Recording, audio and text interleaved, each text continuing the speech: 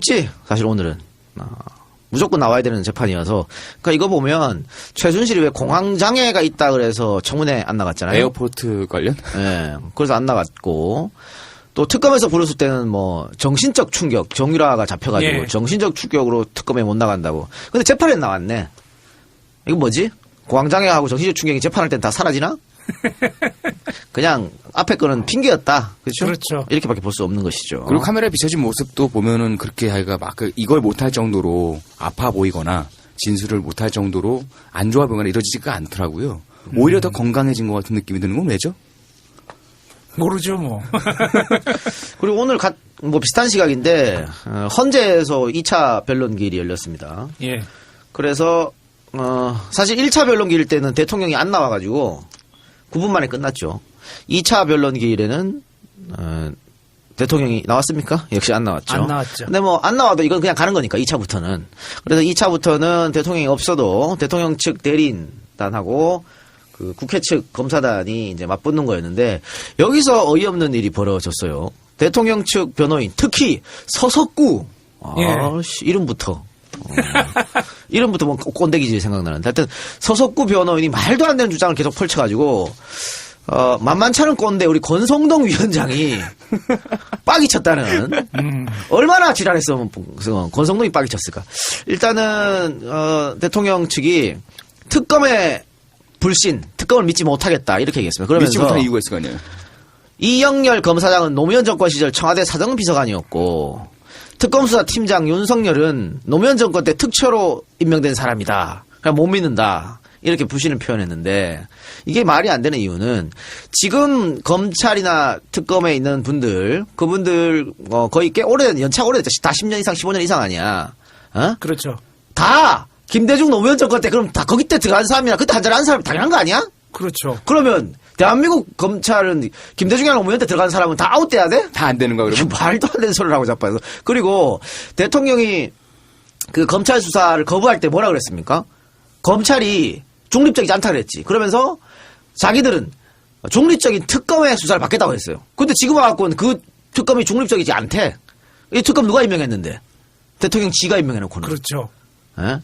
그러니까 이렇게 말도 안 되는 소리를 하고 있어요. 그리고 또 하나, 그게 더 기가 막히더라고요. 윤석열 검사는, 이 특보 검사장은 예전에 안희정 씨로 해서 구속 수사하지 않았나요? 예. 근데 왜 못 믿는데? 그냥 갖다가 핑계 대는 건데, 또 볼까요? 다른 거 뭐라 그랬냐면, 색깔 종북론을 끄집어냈습니다. 예. 언론 탓하면서, 북한 언론에서 주장하는 거 똑같이 이렇게 하고 있다. 이런 식으로. 종북몰이. 아니, 근데 여기가 헌재 재판하는 곳이잖아요. 예. 그러면 대리인단하고, 대통령 대리인단하고, 검찰하고, 첨예하게, 법으로, 법 논리로 따지는 거 아닌가? 여기서 종북 색깔론이 왜 나와? 그러니까 서석구 변호사의 변호사 자질이 굉장히 의심스러워요. 이 정도 되는 인간밖에 못 구했나라고 싶을 정도는 거지. 변호사로서 온 게 아니라 제가 알기로는 들은 바로는 서석구 씨가 대수천에서 꽤 중요한 자리를 맡고 있다고. 대한민국 수호 천주교 모임. 아니 그러니까 자신의 이념을 거기에서 쏟아 부으려고 간 것처럼 그렇게 하고 있는데, 제가 볼 땐 이거 왜 이렇게 하는지 하나 정도 제가 생각이 든 게, 촛불 민심에 대항하는 그 분들 있잖아요. 미션을 주는 게 아닌가. 이 종북좌파라고 자극하고, 낙인을 찍는 근거 중에 하나가 그거였더라고요. 대한민국은 민주공화국이다라는 그 노래를 작곡하셨던 분이 예전에 김일성에 관련된 노래를 만들어가지고 처벌받은 적이 있다. 그러므로 지금의 촛불 민심은 전부 다 종북 좌파 부에 들어갈 수 있다. 아니 그거랑 재판이랑 뭔 상관인데? 촛불이랑 재판이랑 법리를 다투는 재판이랑. 여론몰이 하겠다는 거죠, 뭐. 그냥 말도 안 되는 소리를 지금 하고 있는 거예요. 더 이 사람이 웃긴 게 뭐냐면 계속 제지를 했잖아. 그래서 예. 고성도도 제지하고, 심지어는 같은 그 대통령 측 변호인단, 같은 변호인단도 그러지 말라 그랬어. 그 재판장도 제지하고, 그 마지막에 뭐라 했냐면, 신이 우리를 이끌어주기를, 이런 얘기 했어요. 뭐, 씨발, 변호사가 재판장에서 신 얘기를, 야, 재정일치국가냐, 대한민국이? 이 정도밖에 안 되는 수준이야. 그래서 중간중간에 오늘 거기 참관하러 왔던 일반 국민들이 그런 생쇼를 보면서 막 원래 좀 근엄하게 앉아있어야 되잖아. 조용히 있어야 되는데 웃음을 못 참는 거야. 기자들도 빵 터졌다더라고. 이 정도밖에 안 되는 수준인데, 자, 그러면 왜 이 정도밖에 안 되는 수준의 사람들을 변호인단을 구성할 수밖에 없었냐? 예전에 얘기했잖아요. 아무도 안 하려고 그러니까. 누가 해, 거기를. 그러니까. 그래서 이렇게 들어갔어요. 그래서 이 사람들이 할 수 있는 방법은 뭐냐. 지들도 알거든. 이거 인용 나온다는 거를. 그래, 할 수 있는 방법은 어떻게든 시간을 끄는 거야. 어깃장. 그래서 대통령이 하루라도 그냥 청와대에 앉아있기를. 그러니까 하루라도 대통령이 더 늦게 빵에 가기를 원하는 거죠. 그래서. 청와대에서 방 빼기 되게 싫은가 그럼. 봐. 자, 오늘, 이재만, 안봉근, 이영선, 윤전추, 이런 사람들이 증인으로 출석을 해야 됨에도 불구하고, 이재만, 안봉근, 이영선 나오지 않았습니다. 윤전추만 나왔죠. 윤전추만 나왔어. 난 이것도 다 계획된 거라고 봐. 야, 나가지 마, 씨발. 윤전추 너만 나가. 그거는 이 질문 나오면 이렇게 그럼. 답변하고 이렇게 하란 말이야. 그럼. 라고 추정을 하는 거예요? 이건 거의 난 100% 나의 추정인데 100% 맞다고 봐요. 그리고 윤전추가 오늘 와서 대답한 거 한번 여러분 한번 기사를 한번 살펴보십시오. 어처구니 없어요. 청문회 와서 나는 모릅니다. 이거랑 똑같은 거야. 계속 모릅니다. 이런 얘기를 했어요. 그리고 오죽하면 고성동이 화를 냈을까. 그리고 이재만 안봉근 같은 경우에는요. 이게 지금 나오라는 그 수령증도 받지 못한 상태야. 그렇죠. 우병우랑 똑같은 짓을 하고 있어 지금. 예. 어디 이상한 것만 배워가지고 말이야. 그럼 이 양반들도 저번에 우병우 씨 잡을 때처럼 똑같이 지금 그렇게 되는 현상으로 거예요. 걸어야 되나? 그리고 이영선은 뭐 열흘 뒤에 나온다 그랬거든. 그래서 이제 다음번 할 때는 나오라 그랬는데, 그러니까 이렇게 계속 시간을 잡아 끄는 방법밖에 없어요. 그런데 안 나오면 어떻게 되냐? 안 나오면 지들이 불리해. 그렇죠. 대통령이 불리할 수밖에 없어. 얘들이 나와가지고 오늘 윤전주처럼 모릅니다 해줘야 되거든. 그러니까 언젠간 나와. 그 언젠가가 언젠가냐. 시간을 끌 때까지 끌고, 야, 이제는 나가야 된다. 아니면 큰일 난다 할 때 아마 이재만 안봉근이 지발로 걸어 나올 겁니다. 그렇죠. 한번 보세요. 그러니까 이건 시간 끌기용밖에 안 되는 것이다. 그 헌법재판소장이 참다 못 참아서 이제 스팀이 팍 올라서 야 그냥 이거 판결한다 하고 그 판결봉을 딱 잡으려고 할 때쯤에 좋았어요. 이렇게 되는 거죠. 그렇게 되는 거죠. 예. 그리고 이제 문학의 그 블랙리스트 수사는 특검이 이걸 잡은 것 같습니다. 확실한 물증을. 사실은 특검에서 처음에 그 조윤선 장관 압수수색하고 김기춘 압수수색하고 그때 뭔가 벌써 잡았어. 다 아니면 그럴 수가 없어요. 그러니까 특검 열의를 하고 있는데 김기춘이 빵에 가는 모습을 보겠네. 오늘 특검발 뉴스로 나왔죠. 조윤선, 김기춘 여기에 관련 있다. 그러니까 나쁜 짓 온갖 나쁜 짓 하다가 드디어 한번 보겠네. 근데 블랙리스트 같은 경우에는 무슨 죄로 잡아가둘 수 있는 거지? 야, 블랙리스트는 죄가 엄청 많죠. 직권 남용도 되는 거고 업무 방해도 되는 거고. 업무 방해? 기본적으로 이건 위헌이야. 그렇죠. 국민 기본권 침해. 그럼 소지도 언론의 있는 자유를 거죠. 침해하는 네. 것이고 이게 직업 선택의 자유도 침해한 거야. 그렇죠. 엄청난 이게 엮으려면 얼마든지 엮을 수 있어요. 이거는. 아, 걱정되는 게 우리나라는 하도 위헌을 해도 법률이 더 우선시되고 정치 논리가 우선시되는 경우가 많으니까 개인의 힘이 더 우선시되고 그래서 좀 제대로 잡았으면 하는 바람에서 한번 상기시키려고. 네. 아니 그런 문제가 있고 다른 얘기 해줄 거는 요즘에 최준실 관련해서 이제 더 나올 것이 없다고 봤는데 또 있어? 너무 많아. 요즘 최준실하고 그 정호성 녹취록이죠. 그죠? 예. 언론에서 막 나오고 있지 않습니까? 아, 무슨 판도라의 상자 같아. 저기 스마트폰에서 녹취해 놓은 게. 예. 야, 그렇게 내가 볼 때는 뭐 하루에 한 개씩 까가지고 흘리는 것 같기도 하고 그러니까. 하루치씩 까가지고 흘리는 것 같은데 그때만 해도 이렇게 특종감이 우르르 나올 정도니. 그러니까 이 녹취록 보고 그 검찰에서 그랬다잖아요. 기가 막혔잖아요. 그러면 뭐 10초만 공개되면 촛불이 횃불이 된다. 예. 어떻게 대통령이 이게 무능하냐라고 했는데 우리도 이제 요즘에 이걸 보면서 그런 생각이 듭니다. 일단 몇 가지 예를 들어드리면 2013년에 박근혜가 중국 가잖아요. 예. 국빈 방문. 중국어로 연설한. 중국어로 연설한. 예. 그랬다 우리 언론 TV조선을 비롯해갖고 개족 같은 언론들이 쪽쪽 빨아들이죠. 대통령이 5개국어를 할 줄 알고 그 중에서 중국어를 정말 잘하게 한다. 원어민처럼 한다고. 제가 그래서 다시 봤어요. 오랜만에. 네. 한 4년 만에. 그때 얼마나 원어민처럼 했는지. 개코 원어민을 계속 더듬어. 그렇죠. 계속 더듬는데 우리말도 못하는 사람이 뭔 왜 그걸 더듬는 거를 내가 가만히 생각하니까 저거를 한자로 적었을까? 진짜 중국말로? 만약에 원어민 수준으로 한다면은 그건 당연한 거지 그거는. 한자로 한자로 적어야 되는 거 있는 아니에요? 수준은 되겠죠. 내가 봤을 때 그거 한글로 적었을 것 같아. 그거보다 조금 떨어지면은 그 한자에다가 성조만 표시해. 아니야. 그냥 한글로 적었을 거야. 아니 근데 성주 표시는 해줘야지 올라갔다 내려갔다 할 거 아니에요. 그 성적 그냥 했어봐. 우리 옛날에 저 팝송 들을 때 있잖아요. 네. 한글로 받아 적잖아요. 나칭 쓰거나 체인지 말로 그렇지. 보이고 이렇게. 예. 막 그렇게 했잖아. 예. 그게 아닐까. 아도론 투 프리덤 막 그렇게. 그러니까 어느덧 대전 하이웨이 이런 거 있잖아. 그였지 않을까 싶습니다. 너무 못하더라. 하여튼 그랬는데 이 중국어로 연설한 게 최순실이 작품이다.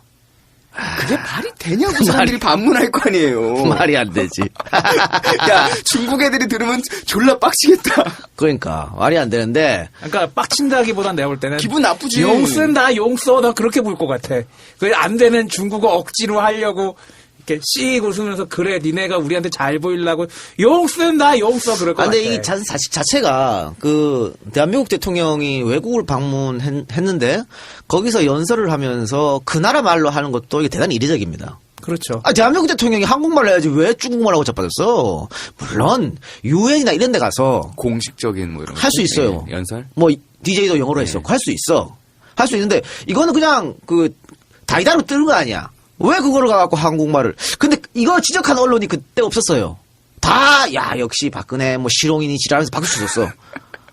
대한민국으로 다 똑같은 부역자야. 하여튼 이랬는데 그 대통령이 중국에 가기 전에 최순실과 정호성이 어떤 얘기를 나눴냐. 최순실이가 정호성한테 그렇게 얘기하죠. 저 맨 마지막에도 중국어로 하나 해야 될 것 같은데 이렇게 하니까 정호성이 저 맨 마지막에 중국말로 하면 좀 이렇게 좀 안 된다는 뉘앙스였죠. 그러니까 최순실이 아니 마지막으로 그러니까 예 이렇게 된 거야. 야 이 개새끼야 마지막으로 해 이거 아니야. 거의 정호성은 최순실의 비서관이 아니었나. 그러니까 정호성은 박근혜 비서가 아니야. 최순실의 비서입니다. 지금 그 내용을 공개해준 언론들은 그 원본 파일을 들었다는 얘기인가요? 그거 뭐 검찰발로 나올 수도 있고. 네, 검찰 그렇죠. 아직 이게 음성이 나오진 않았으니까. 아마도 그럴 수도 있는 것 같아요. 그 내용까지는 공개를 해도 그 지금 이 작가가 연기를 한 것처럼 원래 내용을 들려주면 국민들이 더 날 수도 있어요. 이게 뭐하는 짓들이야 이럴 수가 있을 이게 것 아마 같아요. 그 검찰 수사, 특검 수사에서는 공개가 안 되지만 재판 과정에서 공개될 거라고 보고요. 이 육성 파일이 증거로 채택되면 거기서 틀어야 되니까. 근데 더 중요한 거는 지금 이경재 변호사, 최순실 변호사가 뭐 검찰이 증거도 없는데 지금 잡아놨다 이랬거든. 근데 검찰이 공소장에 없는 증거도 있다. 그래서 녹음 파일을 더 냈어 지금. 건드렸어? 잠깐만 더 기다려봐. 냈어요?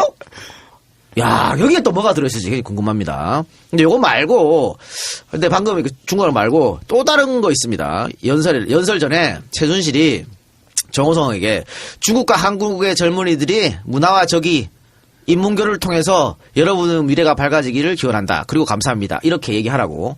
그리고 딱 대통령이 마지막으로 중국과 한국의 젊은이들이 문화와 인문교를 통해서 여러분의 앞날에 광명이 미칠 기원합니다. 이렇게. 그러니까 최순실이 하라고 시킨 워딩도 박근혜가 그대로 했던 겁니다. 그렇죠. 아까 그거를 뉴스에서 중국어로 했지. 그 뉴스에서 영상을 보고 좀 현실감이 떨어지더라고요. 저 같은 경우는 진짜 저랬을까? 진짜 저러고 있는 거야 지금? 아직도? 그랬잖아.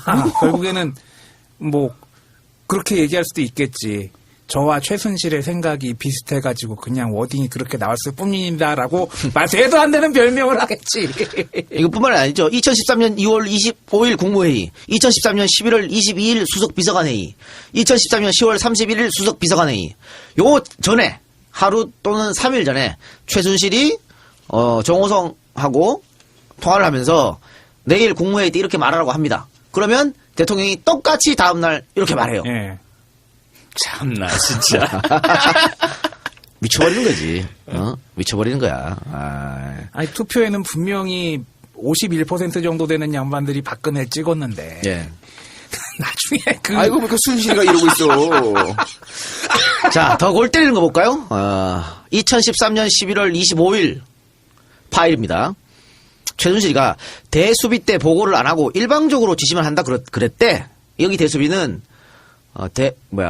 수석 비서관 회의를 이야기합니다. 대통령 수석 비서관 회의. 그러니까 대통령 수석 비서관 회의 때 비서관들이 대통령의 보고를 하지 않고 대통령이 일방적으로 지시만 한다고 언론에 나오더라라고 정호성한테 얘기하니까 정호성이 그래요? 라고 물어봐요. 그러니까 최순실이 그렇게 보도가 났대. 지금 홍보가 그러던데? 라고 했어요. 여기서 말한 홍보가 누구였어? 설마 그분이야? 홍보수석이겠지. 홍보수석 말고 뭐 있어? 그때 당시 홍보수석이면 그분 아니에요. 이정현입니다. 이정현이야.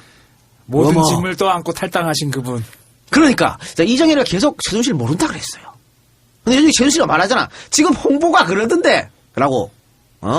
그렇게 말하는 그 홍보가 일반적으로 우리 알고 있는 홍보수석을 짧게 줄여서 그렇게 말하는. 그 뭐겠니?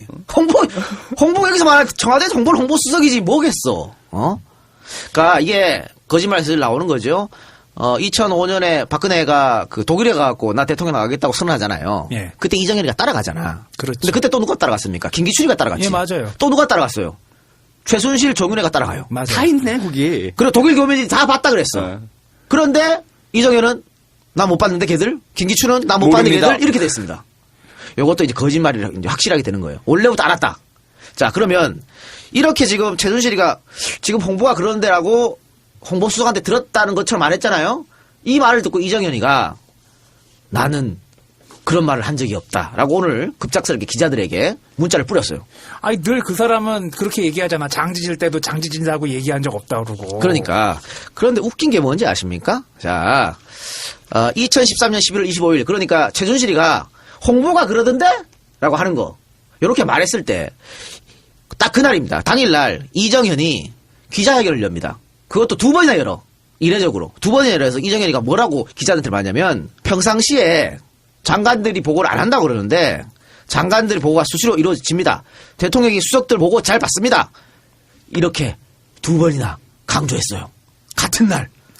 그러면 순실이가 말했던 내용. 이건 100% 진볼 이거 100% 아니야?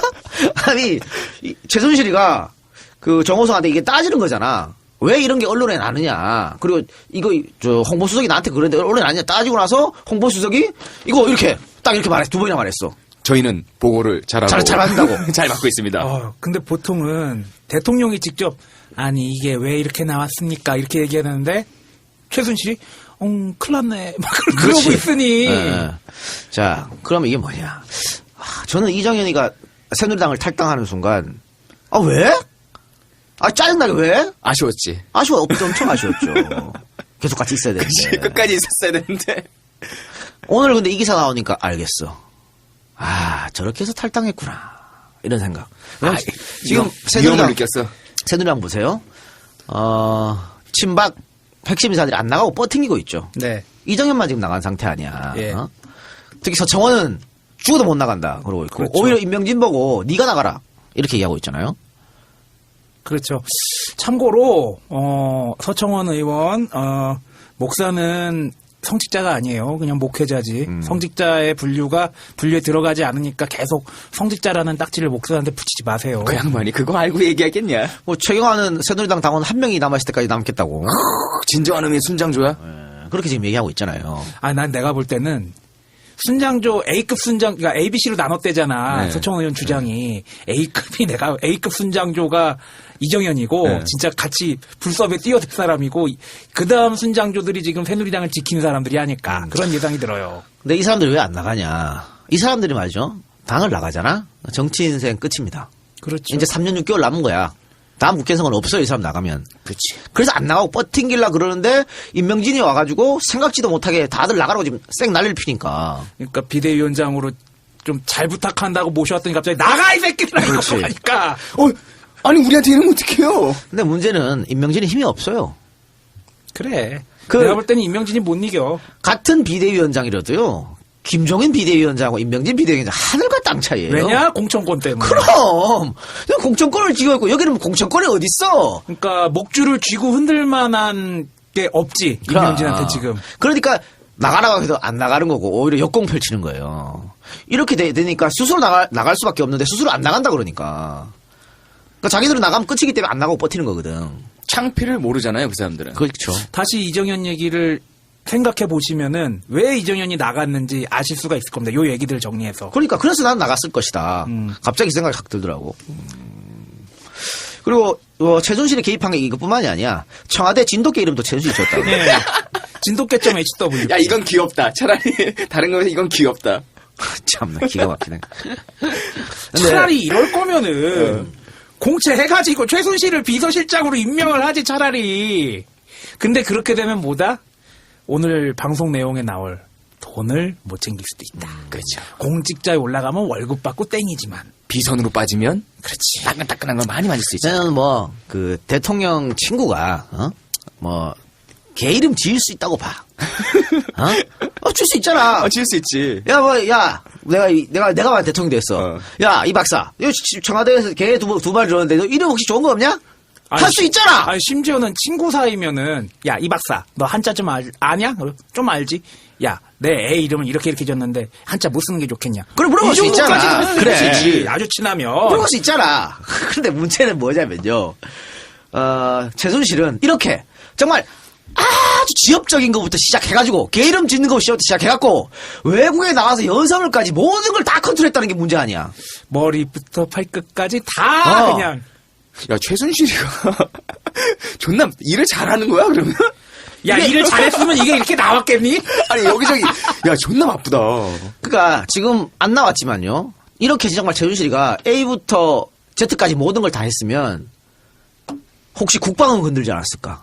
뭐 그런 썰도 있었죠. 계속 얘기 나왔잖아. 경제는 건들지 않았을까? 대북 정책은 건들지 않았을까? 생각이 드는 거예요. 큰일 났네. 계속농단 폐쇄해야 돼. 그렇지. 큰일 났네.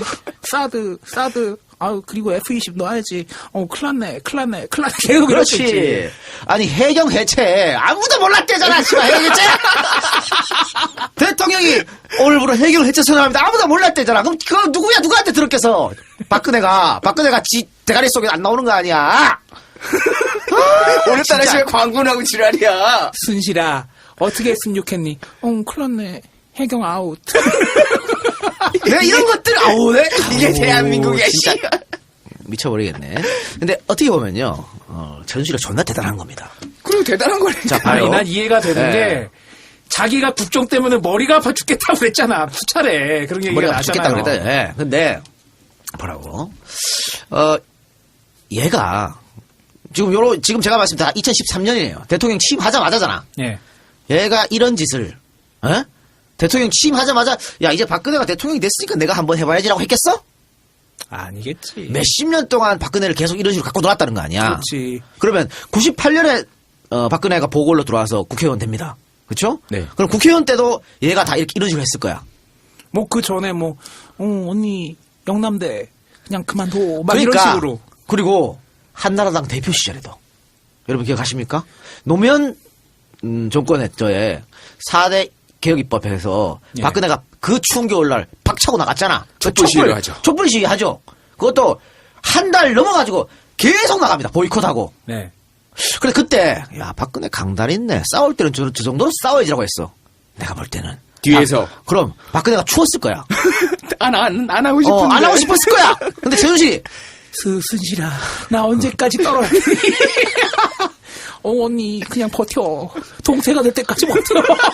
그랬을 거란 말이죠. 근데 왜 대단하냐? 한 번도 안 걸린 거야, 이게.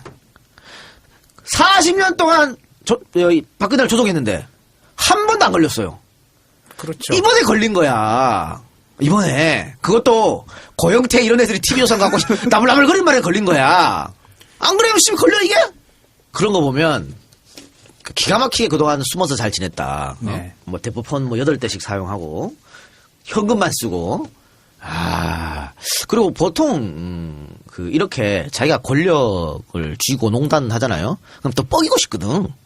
그 인지상정이야. 야, 뭐, 나 좀 대통령 좀 알고, 뭐, 대통령 내가 하라면 좀 다 해, 뭐, 이게. 근데 얘는, 아니야. 40년 동안 안 했잖아, 그거를. 그렇죠. 제갈량이야! 씨발. 칭찬해주는 거야? 대가리 똥 맞는 제갈량이야? 참, 골치 아프네. 영입 인사다, 영입 인사. 아유, 씨. 여기서 영입 인사란, 공화당이나 그런 데서 영입해야겠다, 그런 얘기입니다. 재현실 할 때는 박살 난다고 보고요. 좀 두고 봅시다. 다음에 종일아 얘기해볼까요? 종일아가 TV에, 체포돼서 TV 등장해가지고, TV는 아닙니다. 어쨌든 등장해서 생각보다 말을 둘 있게 한다. 네. 지들 엄마랑 다르다. 뭐, 아빠 닮았나? 그런 얘기를 하고 있는데, 어쨌든, 종일아가 사실은 기자들하고 이제 문답이 그 재판받을 때 그 중간에 딱 몇 분 안 되는 그 시간에 인터뷰했거든요. 짧은 시간에. 근데 마치 준비하는 사람처럼 막 수술술 막 나왔어. 물어보지도 않는 건데 막 수술술 나왔고. 상당히 오랫동안 준비했다. 연습도 많이 했고. 그렇죠. 연습도 많이 했고. 종일아 입에서 조세 포탈 이런 거 나오잖아. 야, 개머리에 조세 포탈이 나올 수가 없어. 조세 포탈이 뭔지. 네이버를 알지. 포탈 네이버는 알지. 네, 조세 혹시- 포탈 안 나오면. 근데 막 나오잖아. 아니, 카톡 그 공개된 거 보니까는 한글 그래, 정확히 맞춤법도 인지 다 틀리고 못하겠더라고요. 그러잖아. 단답식 답도 하긴 뭐 그거야 뭐 다 써준 거니까 그렇다 치고. 중고등학교 때도 뭐 출석을 거의 안 했는데 뭐 교육이 제대로 됐겠어요? 네. 그렇기 때문에 분명히 이거는 연습을 많이 했다. 조력자의 조력을 받아가지고 그런데 그렇게 연습을 많이 하는 과정에서 왜 이대는 날려먹은 거야? 뭐가 날려먹어요? 이대 자기 간 적 없다. 이래버린 바람에 완전 네. 불똥 쳤잖아요, 지금. 그러니까 그것도 다 계산한 거예요? 아니 그건 이제 내 책임이 아니다라는 거지. 야 남이야 좋댔든 말든 나만 살면 되는 거지 뭘. 씨. 나 여기서 궁금한 게 네. 지금 최순실, 정유라, 박근혜 이 세 명이 서로가 짰을까 아니면 서로가 서로에게 그 덤탱이를 씌우려고 그러는 게 짠 걸까 아니면은 2대1로 해가지고 한 명을 고립시키는 걸까 아니면은 개인 플레이일까 난 그게 되게 궁금해요. 그리고 그 주변에 뭐 우병우, 김기춘 그 여러 사람들은 과연 어디로 붙었을까 굉장히 궁금하더라고요. 그러니까 이게 자 검찰에서 한꺼번에 잡아가지고 막 따로따로 수사하고 이랬잖아요. 그러다 보니까 다들 이제 서로 책임을 떠넘겼어. 박근혜는 최순실에게, 최순실은 박근혜에게, 뭐 또 안종범은 박근혜에게, 에? 뭐 이렇게 떠넘겼잖아요. 근데 어느 순간 이 세 사람 네 사람 말들이 비슷하게 맞아집니다. 아, 스토리가 맞아요. 특검이 구치소를 왜 전격으로 압수수색했냐? 바로 이거예요. 말 맞춰서. 말 맞춘 거야. 각자 어느 있을, 순간 각자 있을 때는 좀 서로 덤탱이 씌우는 것 같더니 어느 순간 맞기 시작해. 야 털어! 그렇지. 특검에서 불러가 조사하다 보니까 분명히 따로따로 지금 불러 조사하는데 결론이 다 똑같아. 이상하다. 그래가지고 빵을 털은 거거든. 왜냐면요, 걔네들 범털이잖아, 다. 그치. 그렇죠. 범털들은 통방이 120% 가능합니다. 대한민국 빵은. 여기서 통방 다 돼요. 방과 방 사이를 통해서 연락을 주고받는 그럼. 걸 이야기합니다. 아, 조류독감이 심한데 비둘기가 날아다니네. 그럼. 이런 거지. 밥 먹으러 갈 때 쓱 누구 편에 씨발 쪽지 주고 왔다 갔다 다 해요. 담배도 접히는데 그걸 왜 못해? 그래서 빵을 털은 거야. 그런데 언제부터 이 사람들 말이 맞기 시작했을까? 시점이 있을 거 아니에요. 정호성 변호사가 바뀌어요. 꼴통 변호사 하나 들어갔단 말이야. 그때부터 이렇게 되는 겁니다. 그러면 거기서부터 매뉴얼이 발생을 해서 내 추측이지 싶으면 내가 뭘 알아. 통방도 추측이지? 청방의 추측이 내가 저도만 알아. 빵을 가봤어야지. 그럼 결국엔 다 살겠다고 하는 거네. 그렇죠. 그래서 정호성이 지금 말 뒤집었잖아요. 오늘 재판에서도 말 뒤집었어. 정호성이 그 검찰 수사 특검 수사에 제일 협조적이었거든. 예, 맞아요. 근데 말 뒤집었다니까? 다 같이 살겠다고 지금 하는 거네, 결국엔. 저는 그렇게 보입니다. 그래서 어쨌든 정유라는 본인이 이야기를 기자들한테 여러 가지 얘기했는데 지금 보니까 그게 거짓말이 하나둘 들통나기 시작하고 있어요. 첫 번째는 자기가 이제 국선 변호사 선임했다 그랬잖아요. 덴마크에서 제일 잘 나가는 변호사라며?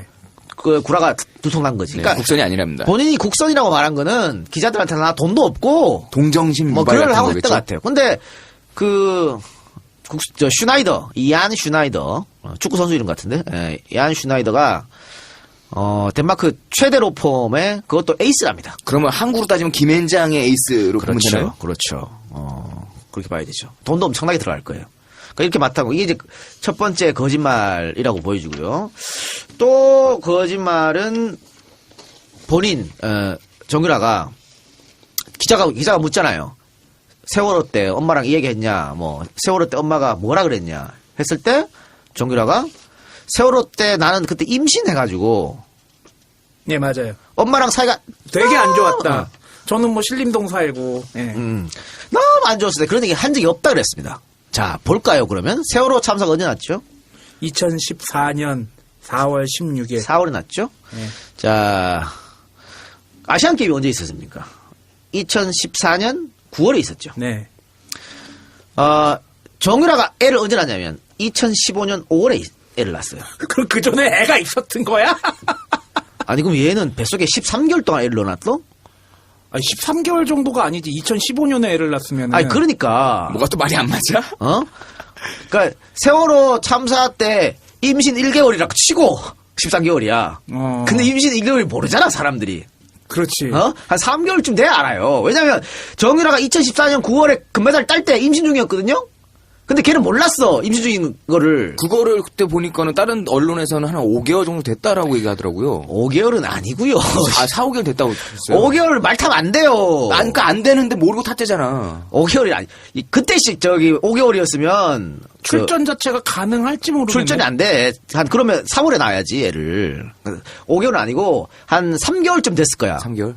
그러니까 얘가 몰랐어. 몰랐기 때문에 말을 탄 거거든요. 나는 애가 없어가지고. 그러니까 이 부분은 우리가 좀 모르겠다. 약해. 이건 우리가 좀 약해. 야, 씨, 상식이지 뭘 모르기는 뭘 몰라, 씨. 애가 없어 그래. 뱃속에 10개월 있다 나오는 거 상식이지, 씨. 아니 그건 알겠는데. 그건 알겠는데 2015년 언제 났다고요? 5월에. 그거 지금 몇 월에 임신한 거요? 2015년 5월에 애를 낳았으면 10월로 역산해봐. 그러면은 한 8, 9월 되지 않았어? 7, 8월 아니야. 네, 네. 임신했는 거 아니야. 그러니까 9월달 되면 2, 3개월이었다고. 그러니까 이 얘기가 몰라서 금메달 따는 건데. 그때 되면 입덧하고 막 되게 힘들 때 그러면 아닌가? 9월달에 2, 3월이었는데 세월호 사주한테 임신을 어떻게 하냐고? 상상 임신이야? 어머, 씨, 나 앞으로 임신할 거 이거야? 임신하고? 아니잖아. 이게 거짓말이란 거예요. 날짜가 안 맞네요. 안 맞죠. 그러니까 어쨌든 빠져나가려고 이제 세월호 때 자기는 몰랐다, 싸웠다 이렇게 얘기한 거고. 또 박근혜 대통령 만났냐? 중학교 때 보고 못 봤다. 초등학교 때 보고 못 초등학교 때 봤다. 못 봤다. 그랬죠? 아시안게임 금메달리스트 다 모아가지고 그렇지. 했구만. 아시안게임 금메달리스트 다 사진으로 모아요. 남아있는 사진으로 걸 남아있는데 거짓말을 해. 구라를 치고 자빠졌어. 이런 구라들. 결국은 정유라가 지 살자고 지금 구라를 치고 있는 건데 요거 뭐 데리고 오면 다 밝혀질 수 있겠죠. 근데 문제는 데리고 올 수 있느냐가 문제지. 상당히 전 쉽지 않다고 어렵다고 봐요, 저도. 우리 특검 수사 전에 데리고 와야잖아요. 그렇죠. 근데 특검 수사가 이제 2월에 끝나잖아. 그래서 그 전에 2월 달에 못 데려올 가능성도 못 굉장히 데려올 높은 가능성이 것 굉장히 크다고 봅니다. 뻗치기를 할 것이다. 거기서 뭐 이래저래 들어올 이유가 네 같으면 들어오겠니? 안 들어오지. 안 들어오지. 그럼 걔가 무슨 정의를 위해서 들어오겠어? 뭘 위해서 들어오겠어? 그러게 살려면은 뭐 끝까지 버텨야지. 검찰 특검이랑 딜을 한 게 그거 아니에요? 불구속 해달라. 그럼 가겠다. 어우, 맹랑해. 야 검찰이랑 딜을 한다? 뭐 폴리바게닝도 아니고. 검찰은 그거 안 된다 그랬으니까 들어오긴 아마 좀 어려워 보입니다. 근데 저는 검찰이 단칼에 그걸 자른 이유. 정유라 측과 지금 물밑 접촉을 하고 있지는 않을까. 뭐 그런 생각도 좀 해봐요. 네 표정이 지금 이건 100% 너의 추측이다. 추측이지. 너의 추측이지? 네, 추측이지. 하여튼 뭐 좀 봅시다. 근데 정유라는 꼭 들어와야 되는 게 정유라가 들어와야 최순실의 입을 열어. 그렇죠. 울었대잖아. 당연히 울지. 너 검찰이 또 대한민국 검찰 그런 거 잘해. 그것도 내 추측이잖아. 근데 잘해. 그런 거 아주 잘해. 예. 사람 그 자존심 막 긁고 있잖아. 이렇게 망가뜨리고 불게 만드는 거 잘해. 그러기 때문에 분명히 불게 만들 것이다. 정유라는 그래서 그걸 위해서 들어와야 된다라고 보고. 자, 너무 많이 했는데 정치권 얘기 좀 해봅시다. 더민주 몇몇 의원들 중국 갔죠. 예. 네. 누구 간 것 같지? 박정 의원, 송영길 의원, 예, 맞아요. 윤혜 의원 예. 뭐 이런 분들 갔는데 여기서 지금 새누리당이 개지를 하고 있습니다. 굴욕적 뭐 4대 외교니 뭐 그리고 뭐 조선일보 같은 데서도 까고 있습니다. 예, 까고 있어요. 예. 뭐 안보를 무슨 뭐 경제로 본다고. 뭐 사골국물이지만 4대 외교. 네, 4대. 근데 병신들이에요. 21세기 안보는요 경제예요. 요즘에 뭐 총칼 들고 싸우는 나라가 어딨어. 돈으로 싸우지. 돈으로 싸우지. 다 잘 먹고 잘 살자고 하는 짓거리인데. 멍청한 것들. 우리나라랑 중국의 교역량이 우리나라 전체 교역량 중에 제일 높잖아요. 제일 높죠. 몇 번을 얘기했는데 그걸 포기한다고? 그리고 지금 당장 중국에서 설날 한국 가는 거 다 막아버렸잖아. 예, 맞아요. 춘절이면은 중국에서도 굉장히 큰 명절이고 그 땅덩어리가 넓어서 그런지 모르겠지만 굉장히 길게 휴가 기간을 주거든요. 네. 그런데 그 기간에 류커들이 굉장히 많이 온다고. 와서 쇼핑도 많이 하고요. 그렇지. 관광도 하고요. 그렇죠. 그 동남아는 오히려 느렸어요, 근데. 야, 한국까지 마, 동남아가? 이거잖아. 근데 이게 타격이 크다니까, 한국에서 지금. 그리고 또 중국하고 또 연결되는 거 한류. 네. 이것도 막았죠. 그것도 다 이제 못하게 해버리면 어떡할 거냐고. 에이, 내 주식 씨발. 왜 한류 들어왔었어? 아니 박근혜 씨가 드라마 매니아인데 예. 본인이 좋아하는 그 수많은 한류 스타들 다 굶겨 죽일 생각인가? 그러니까. 왜 이러지 도대체? 판단 잘못하셨네. 응. 근데 이 엔터 주식은요. 네. 그때 사드 보복한다고 확 꺾였다가 요즘에 다시 올라가고 있더라고. 그래? 좀 벌었어. 괜찮아. 괜찮아? 머리숱이 좀 늘어난 것 같은데. 우리는 어디에 던지잖아요. 네. 잃어보신 적이 없어요. 알잖아. 늘 진짜요? 따잖아. 늘 따? 그럼. 근데 사업은 다 말아먹는 거야. 그러니까 우리는 이게 정상적인 루트로 사업을 하면 안 돼. 그러면 안 안 가도 되고. 말아먹잖아. 우리는 무조건 투기야. 투기라면 다 따게 돼 있어. 인생 뭐 있어? 요런 마음으로. 인생 뭐. 우리 사실 이번에 제가 또 달러 팔아서 돈 좀 벌었어요. 뭔 깜짝이 뭐 하냐, 너 요즘. 아무리 이 새끼야 요즘 나가는 방송이 없다고 해도 그렇지. 야, 제 풀가닥 나갔어. 아니, 왜 자꾸 이상한 거를 해? 아니, 내가 여러분 팁 몇 개 드릴게요. 모으는 거 있잖아요. 떨어진 거는 반드시 올라갑니다. 달러가 존나 비쌌잖아. 네. 이거 한 석 달, 넉 달 전에 확 떨어지게 했잖아요. 그때 그냥 샀어, 그냥. 그냥 샀어. 이번에 확 올랐지? 어. 팔았어. 팔았어. 벌었어. 벌었어. 뭐 어때? 나쁜 짓 했어? 근데 여기서 이제 매도 시점 같은 것도 잘 잡는 거는 그거 또, 중요하지요. 네. 그러니까 더 오를 거야, 더 오를 안 됩니다. 여러분, 욕심 부리면 안 됩니다. 예를 들면, 왜, 우리 강원랜드 같은 데 가잖아요. 네. 왜 다 잃고 온지 알아요? 딸 때 있어. 근데 못 잃어서. 더 따고 싶어가지고. 그래서 다 깨지는 거야. 아니, 아무리 자기가 운이 좋고 돈이 많아도, 그 강원랜드한테 이길 수 있어? 강원랜드보다 많아? 그 무조건 지게 돼 있어요. 이게 씨발 역사 시사 얘기하다 갑자기 돈 따는 얘기로 우리는 지나자. 안 그래. 요새 제 안티들이 종편 제가 나가는 데 가서 이런 얘기한 거 다 써가지고 밥줄 녹아버리겠다고 지금 막 그러고 있던데. 근데 이건 뭐 불법적인 게 아니잖아요. 맞아. 괜찮아. 괜찮아요? 그리고 조사하려면 하라고 그래 라고 하세요. 얘기하세요. 네. 네. 세금 다 내면 되잖아. 세금 다 내는데 뭐. 그리고 뭐 이 박사 쿨가당 얘기했는데 갑자기 생각나는 게. 그 쿨가당이 TVN 거잖아요. 네. TVN은 어디 거예요? CJ 거잖아요. 그러니까 나는 못 나가요, 사실. 그래서 사실은 그 쿨가당 제작진에서 한 2년 반 동안 계속 위로 올렸어. 근데 계속 카트 먹었지. 저기 이동영 작가를 안 돼, 이 이번에 개새끼야. 이렇게 된 거지. 근데, 이번에 된 거야. 세상이 좀 바뀌었다는 생각이 좀 들어요. MBC, KBS도 연락 왔어. 그래? 물론 내가 다 카트 시켰지. 왜? 아침 방송이어서. 아침은 안 돼? 우린 죽어도 아침 방송을 안 하거든. 다 같이 시켰는데, 어쨌든 쿨가 나갔어, 이제. 네. 고정으로 이제 나와달라. 첫 번째 나와서 너무 잘했다. 고정? 오케이. 근데 그 방송 자체가 없어질 것 같아. 왜냐면, 거기 진행자가 곽승준이에요. 예. MB라인이죠. MB라인이죠. 반기문한테 붙었어, 이번에. 아하. 반기문 캠프로 갑니다. 이것도 MB 사람들이 왜 지금 반기문 캠프에 싹싹 붙을까? MB가 최순실 사태 전에 뭐라 했습니까? 반드시 내 손으로 정권을 만들겠다. 반드시 내 손으로 정권 교체를 이루겠다.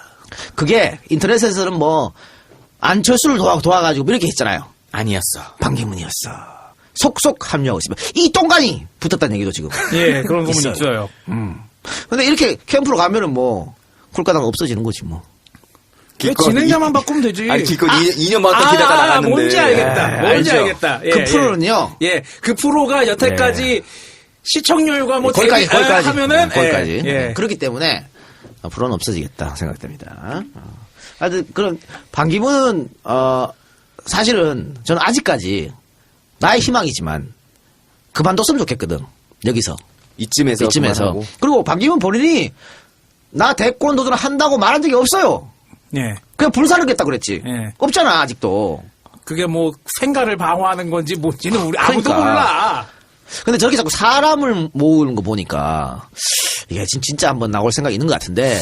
사람을 모으는 건지 사람이 모이는 건지. 근데 지가 이게 쳐내면 되는 지가 안 쳐내고 있잖아요.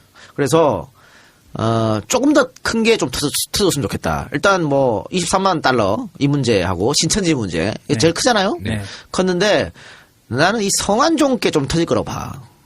성완종이 충청의 맹주였고 충청 프로 말씀하시는 거죠 지금? 성완종 돈 안 받은 충청권 인사가 없어요.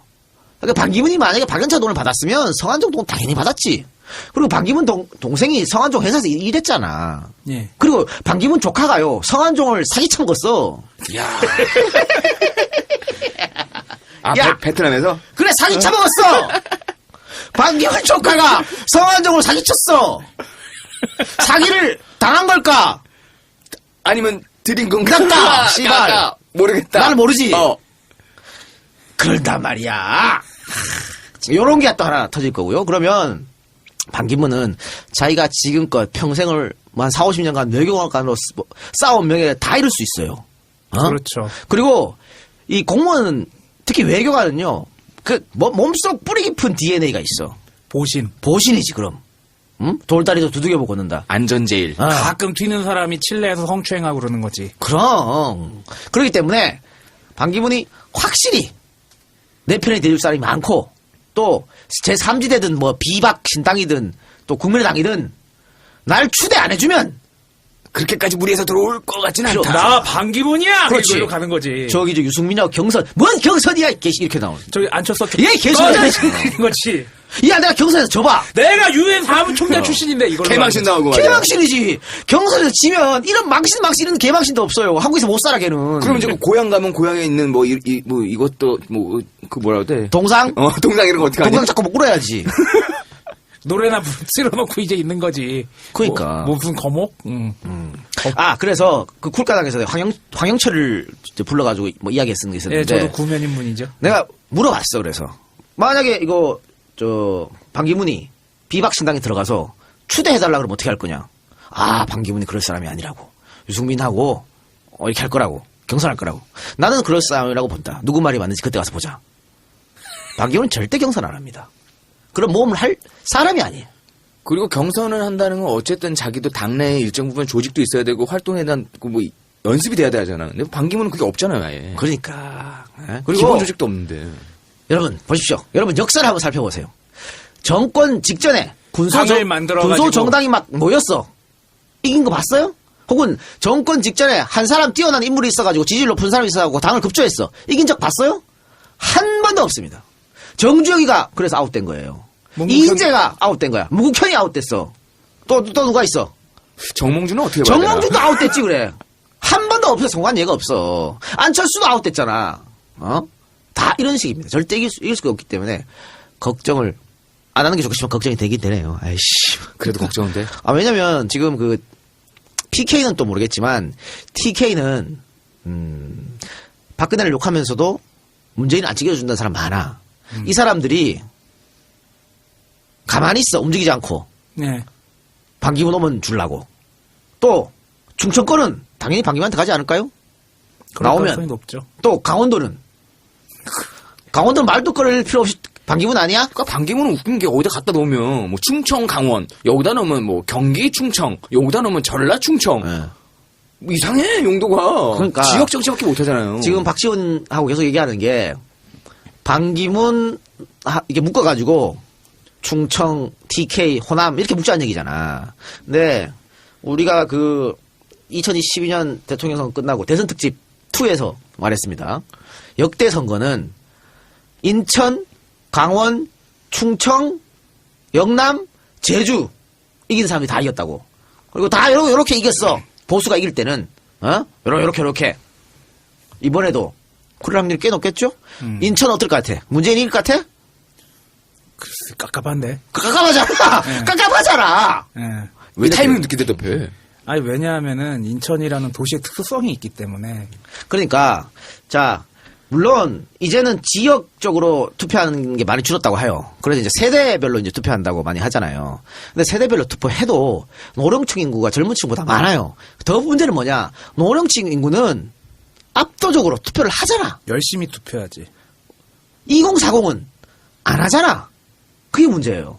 그래서 이번에 그 선거 연령을 18세 낮추는 거 예. 아주 중요한 겁니다. 근데 낮춰도 고민인 게 많은 사람들이 고3이란 말이야. 예. 그 투표장에 하루 가가지고 투표하는 게 마음먹기가 쉬울까? 그거는 뭐 법적으로 보호를 받고 다 쉬는 날인데 뭐 갔다 오면 되지 그래. 쉬는 날 자율학습하라 그러면은 뭐. 아니 학교에서 그러면 안 되지 그거는. 국민에 걸리기 때문에. 근데 지금 비박신당에서 이거 한다 그랬잖아요. 철회했을걸? 근데 철회했잖아 철회했죠. 지금. 근데 아마 당에서 논란이 있는 것 같아. 근데 난 일단 비박신당이 이런 걸 들고 나와야 보수가 개혁하려고 하는구나, 노력하는구나, 국민한테 보여준다고 봐. 왜냐면 참정권을 많은 국민들한테 주는 건요, 국가가 당연히 할 일입니다. 맞아. 당연히. 근데 그걸 반대하고 있잖아. 오늘 권성동이 자주 등장하네. 권성동이가 뭐 고3 공부해다 개 지랄 같은 소리하고 자빠졌네. 말도 안 되는 소리예요. 과거에 여러분 생각해 보세요. 저 미국이나 이런 민주주의가 꼽힌 나라, 뭐 유럽 이런 나라도 여자들한테 참정권 안 줬어요. 왜 안 줬어? 여자들이 뭘 안다고 이랬다고. 예, 맞아요. 그 논리가 지금 논리야. 고3이 뭘 알아? 이거잖아. 예전에 헌재에서도 한번 이런 판결을, 이런 의견인가를 낸 적이 있을 거예요. 아직 뭐 미성숙하게 어쩌고. 근데 내가 볼 때는 그 만 18세 된 그 사람들의 판단력이 과연 떨어질까, 노년층보다? 아니, OECD 국가 중에 19세 한 나라 우리나라밖에 없어요. 일본도 2015년인가에 그 연령을 낮췄다고 그러더라고요. 끝까지 버티다가. 전 세계 190개 중에 172개가 18세 이하예요. 15세도 있어. 우리만 이 모양이야. 그러면 우리가 여기서 기대해야 될 것은 이 노령층들 무조건 묻지마 투표하시는 분들이 이번에도 역시 그냥 1번을 찍어주길 바라는 거? 그건 아니고요. 예. 근데 진짜 이건 18세 선거 연령을 낮춰야 되는 게 결국에는 그들이 살 세상에서 그럼. 대통령이나 뭐 정치체제나 국회의원이나 뭐 지방자치단체장이나 다 나오는 거 아니야. 예를 들어서 브렉시트 같은 경우에도 노년층이 죄다 투표했는데 2040 세대 투표율 떨어져가지고 그 브렉시트의 결과는 전부 2040 세대가 부담을 안고 가야 하게 되는 됐죠. 거거든요. 그러니까 뭐 이게 선거법 개정하는 것은 여야가 뭐 하겠지만 하든 안 하든 투표는 해야 되는 거예요. 이 박사 말대로 노년층 투표 많이 해서 브렉시트 됐어. 그럼 어쩌라고 결정 났는데 투표 안 한 사람도 책임이 있을 거 아니야 그러면. 그렇죠. 아니 마찬가지입니다. 미국에서도 트럼프 당선 노년층이 많이 찍어줘야 된 거 아니야. 뭐 샤이 트럼프라고 그래가지고. 그러니까 우리도 이제 일단 투표 좀 많이 해야겠다. 그래도 요즘에 그 젊은 10대 후반, 20대 초반에 또 극렬 보수들도 많아요. 많죠. 네. 요번에 일베 중심으로 해가지고 항의 전화 안 되잖아요. 그러니까 걔들은 적극적으로 그렇게 하잖아. 예. 미친 짓을. 예. 그 투표하잖아. 예. 그러니까 우리 쪽 젊은이들도 이제 지금 보니까 대충 뭐 그 따뜻한 딸 선거할 것 같잖아요. 그러면 연인 손잡고 투표하고 벚꽃놀이 가면 되잖아. 예? 친구들이랑 놀러 가고. 저는 개인적으로 계절이나 날씨에 따라 가지고 투표율이 올라간다 내려간다라는 말 자체가 이제 의미가 없다고 봐요, 솔직히. 추우면 추워서 핑계, 더우면 더워서 핑계, 벚꽃잎 휘날리면 벚꽃잎 휘날려서 핑계, 다 핑계거리는 있는데. 아니 핑계거리는 있는데 어쨌든 통계가 그렇게 나오니까 비 오면 떨어지잖아. 그건 뭐 당연 사실이니까. 결국에는 자기가 얼마만큼 의지를 가지고 있느냐, 투표할 의지를 가지고 있느냐. 뭐 이번 촛불 시위 촛불 집회 여러 번에서 뭐 보여진 거긴 하지만 젊은 세대들의 어떤 정치적인 감각, 노력, 그다음에 이해도는 어쩌면 우리가 더 꼰대스럽게 판단하는 거예요. 맞아요. 그리고 여론조사에서 반드시 투표하겠다는 층이 20대에서 굉장히 많이 늘어났대요. 거의 90% 이상이 투표하겠다고 얘기를 했다고. 그거는 아무 의미 없어요. 늘 그랬어. 그래서 투표 날려면 투표 안 하더라고. 아무 의미 없으니까 그냥 투표 많이 한 놈이 이긴 놈입니다. 그리고 지금 문 대표가 엄청 앞서고 있잖아. 네. 다 이긴 것 같죠? 지금 한국뿐만이 아니고요. 한국의 지난 총선 여론조사 다 틀렸지. 한국뿐만이 아닙니다. 유럽, 미국 다 그래. 하면 다 틀려. 그래 이제 영국에서는 안 한다 그러대? 프랑스나 미국에서는가? 안 하겠다고 이제 여론조사. 그러니까 여론조사 믿지 마요. 그러니까 투표해서 말이 찍히는 놈이 이기는 거야. 끝날 때까지 끝난 게 아니기 때문에. 투표 많이 하셔야지. 투표 많이 하는 게 중요하니까. 제가 봤을 때는 그럼 다들 뭐 이제 2월 말 3월 얘기하지 않습니까? 나는 근데 박한철 소장이 자기 퇴임하기 전에 끝내려고 하는 욕심이 있을 것 같아요. 그러면 속도가 되게 빨라야 되잖아요. 그 물론 뭐 물리적으로 어렵다고 합니다만 오늘 5일이니까 벌써 31일까지 물리적으로 어렵다고 합니다만 까녀는 거 씨야 뭐 한다고 마음먹고 하는 거지. 다 리더의 의지에 달린 거 아니야? 야, 설에 저기 그냥 떡국 먹고 나와 막 이거 하는 거지 뭐. 그럼 뭐 3월 31일 날 하는 거잖아. 그렇죠. 대통령 선거. 예. 그랬으면 좋겠네. 기대해 봅시다. 매우 바란다. 그러니까 하루도 빨리. 힘들다 이제. 그럼요. 그리고 지금 경제 문제도 있잖아요. 경제 불확실성 이런 문제도 있고. 아니 뭐 국가 부채 뭐 공공부채 1,000조 넘었고 뭐 가계부채 1,300조 원 이런 상황에 빨리 리더가 앉아야지. 프레시안 보니까 우리나라 촛불 시위 보고 외국에서 야 이제 한국이 바뀔 것 같다 그리고 투자가 많이 늘었다더라 그런 얘기도 있더라고요. 촛불 집회의 순기능이죠. 예. 그러니까 빨리 수장에 앉아서 뭔가 빨리 해야 됩니다. 나라 꼴은 박근혜가 다 말아먹었지만 촛불 집회를 통해서 국민들이 직접 다시 또 좋은 쪽으로 바꾸려고 노력을 하고 있습니다. 그리고 대통령이 새롭게 뽑히지 않습니까? 네. 또 그 순간 또 박근혜는 또 빵으로 가야 되잖아. 웃음이 막 나가지고. 아니지. 헌재에서 인용 결정 나는 순간 빵으로 가야 되잖아. 나 빵은 뭐든지 빠르면 빠를수록 좋아. 난 박근혜 씨가 굉장히 비상식적인 사람이기 때문에 그 마트에서 애기가 떼 쓰는 거 나 저거 사줘 하면서 떼 쓰는 것처럼 방구다이 딱 틀고 안 나가고 버틸 수도 있겠다는 생각이 들어요. 어디 아프리카 어느 나라에서 그런 경우가 있었대요. 그 의자채로 들여내면 되지. 괜찮아. 포장이사 잘 돼, 그죠? 그런 거는요. 뻐커를 할 수 있지. 박근혜는 못해. 뻐커 저못 나간다. 또 골목 설명 발표하고 저 고향으로 내려가고 막 그랬잖아. 네. 그래도 뻐커도 갔잖아. 영사명이 꼭 잡아와! 그래서 가는 건데. 지금 박근혜는요. 그렇게 뻐커처럼 버틸 힘도 없어요. 왜냐면 최순실이 없기 때문에. 뚜껑 안에 그 조종사가 없구나. 그러니까 바로 나가야 돼. 근데 그런 걸 위해서도 무슨 마징가 제트야? 빨리 나가야 되는 상황입니다. 그 뭐 사우디 얘기했다가 이상한 데로 흘렀는데 어쨌든 이거는 지금 중국 정부가 한국 정부 관계자 안 만나주잖아. 그러면 야당이 파트너가 돼서 얘기할 수 있는 거지. 야당은 뭐 국정 얘기 안 해? 놀러 간 게 아니잖아요. 그럼요. 그래도 좀 경색된 정국을 좀 해소를 해보려고 하는 거 아니에요? 난 충분히 갈 수 있다고 봐요. 아니 내가 볼 때는 앞장서서 여당이 가야 되는 거 아니에요? 걔들은 지금 여당 안 만나서 집이 때문에. 걔네 집이 아사리가 나가지고요. 그때 돈 많았다고 이런 얘기를 하지? 그럼 그 돈의 출처는 어디죠? 그게 우리는 또 다른 근거가 있었을 것이다 라고 추측하는 거예요. 그래서 오늘 이 얘기를 하는 겁니다. 또 최태민 아들 최재석도 비슷한 증언을 했죠. 이런 얘기합니다. 아버지의 역삼동 본가 지하에 200평 정도의 창고가 있었는데 여기에 명화 400점. 안방을 지나면 박근혜 대통령이 머물던 내실이 별도로 있었다. 내실이 5평 정도였는데 그 옆에 금고가 4평짜리가 있었다. 와. 내실이 5평인데 금고가 4평이요? 어마어마한 거죠. 그 안에 골드바, 조은행 전환사채가 많았다. 현금은 말할 것도 없었고 달러도 있었고 서울과 부산 일대에 산재했던 1,000억 원대의 부동산 문서로 가득 채워져 있었다. 그때 당시로 1조였다. 아니 그러면 금계약 문재인보다 돈이 많았을 것 같은데 이 양반이? 아니 1조 그때 당시 1조면 지금 얼마로 봐야 돼요?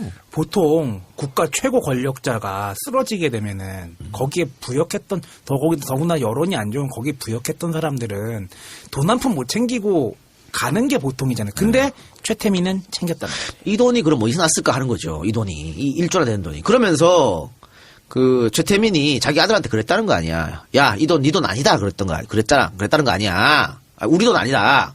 그럼 누구 돈이야? 그럼 누구 돈이야? 누구 돈이겠어, 그게 그러면. 왜 최태민이 아들한테 이런 말을 했을까? 최태민이 아들한테 얘기한 거는 이거 우리 돈 아니고 우리가 관리해 주는 거야. 그런 뜻이죠. 그리고 지금 최재석 씨가 말한 이 내실. 박 대통령이 우리 집에 찾아와서 그 내실에 들어가면 아버지랑 둘이 하루 종일 안 나왔다 그러잖아. 그렇게 쳐다보고 웃지 마세요, 이 작가님. 왜 안 나왔을까요? 네. 그러니까 내실이 5평, 금고는 4평, 나머지 1평. 한 평이면 충분하죠. 뭐가 한 평이면 충분해. 아니, 앉아서 대화가 충분하죠. 아니, 같이 앉아서 미나트 쳤을지 어떻게 알아? 맞고 쳤을지. 한 평이면 충분하죠. 그리고 금고 안에서 얘기했을 수도 있잖아. 야, 나의 로망이다. 현금을 깔아놔. 현금 깔아놓고 골드바 위에서 막 씨발. 야, 그 우리 어렸을 때 예전에 디즈니 만화 있잖아. 도널드 덕이 충동하고 다이빙인데 그마 속에서만 헤엄치잖아. 좋잖아. 야, 이거 요거는요.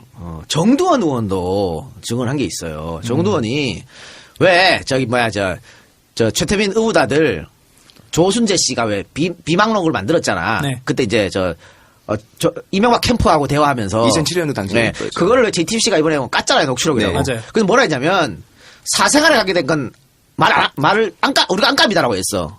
그럼 그 사생활이 뭘까? 근데 정두원은 뭐라 했냐면 그 녹취록에 정두원은 제일 잘 알죠. 그 캠프 핵심에 있었으니까.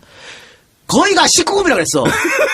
얼마나 19금이 뭘? 아니 19금 종류가 여러 가지 있을 거 아니야. 과도한 폭력과 욕설 이런 것 때문에 하면 되는 건 있을 수 있는 거고. 그런가요? 예전에 나 고등학교 때 우리 반에 모종의 테이프가 하나 돌았어. 테이프. 그러니까 비디오 테이프 말고 카세트 테이프. 여기까지만 얘기하겠습니다. 그 19금이 뭐겠냐고 그러면. 이런 거, 참, 이런 거 다 까졌으면 좋겠네. 그 예전에 정두원 씨가 어디 나와서 그랬잖아요. 여러분들 만약에 이 내용이 다 공개되면 밥도 못 드실 겁니다. 그래요. 정도에 또 라디오에서 그랬잖아. 테이프까지, 비디오까지 까져야 이런 얘기 했잖아요. 오죽했으면 정두원이 2012년 대선 때 박근혜를 안 찍었다는 거 아니야? 가운데 찍었다. 가운데 찍었대잖아. 1번과 2번 가운데. 기가 막. 그 무슨 양심 지킨 것도 아니고. 야, 잘났다! 잘났다! 네가 그러니까 김용호한테 진 거야. 김용호 의원 의문의 일수했죠. 그래, 서당케 많이 사랑해주시기 바랍니다. 우리 김용호 의원 또 재선해야지. 그지. 아, 그래? 이제 시작이지, 이제. 예. 사실 제가 좀 아쉬운, 이제를 그만둔다고 해서 좀 아쉬운 게 이제 여러 가지 중에 하나인데, 하나는 우리 흑금성 형을 이제 못 부른다는 거. 많은 분들이 걸로 확정이에요. 많은 분들이 기대를 하고 계시는데. 아니, 뭐, 그건 이제 계속 접촉을 하는데 흑금성 형이 전화를 줘야 되는 거지. 흑금성 형이 할 때는 우리 방송 듣고 너무 좋았다. 그리고 뉘앙스는 거의 반승낙의 이야기였거든. 아이, 뭐, 제가 뭐 이러면서 반승낙이 있는데 하여튼 그거 시간이 조금 있으면 할 수 있을 것 같은데 그거 아쉽고 또, 제가 현철 씨하고 영호 씨하고 방송을 같이 하려고 했어요. 아, 2세 특집 뭐 이런 거야? 이제 특집이 DJ YS는 돌아가셨으니까 딱 우리 방송 왔잖아. 그래가 김영호 의원한테 얘기를 했어. 좋은 생각인데요? 하면서 추진하겠다는 얘기를 했습니다만 또 이렇게 또 그것도 아쉽고. 삼성 특집은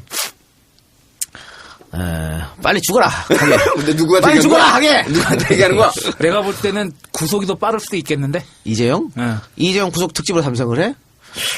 좀 임팩트가 약하긴 하다.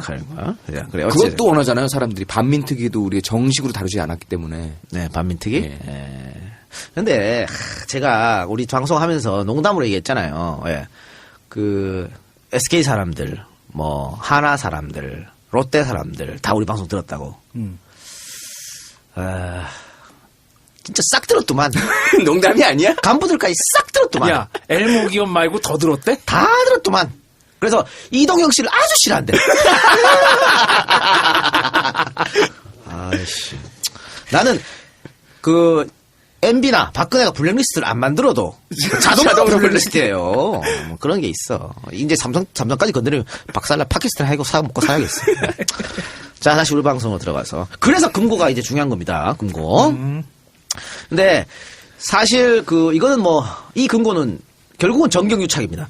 이번에 최순실이가 저지른 것, 박근혜가 저지른 것도 정경유착이잖아요. 예.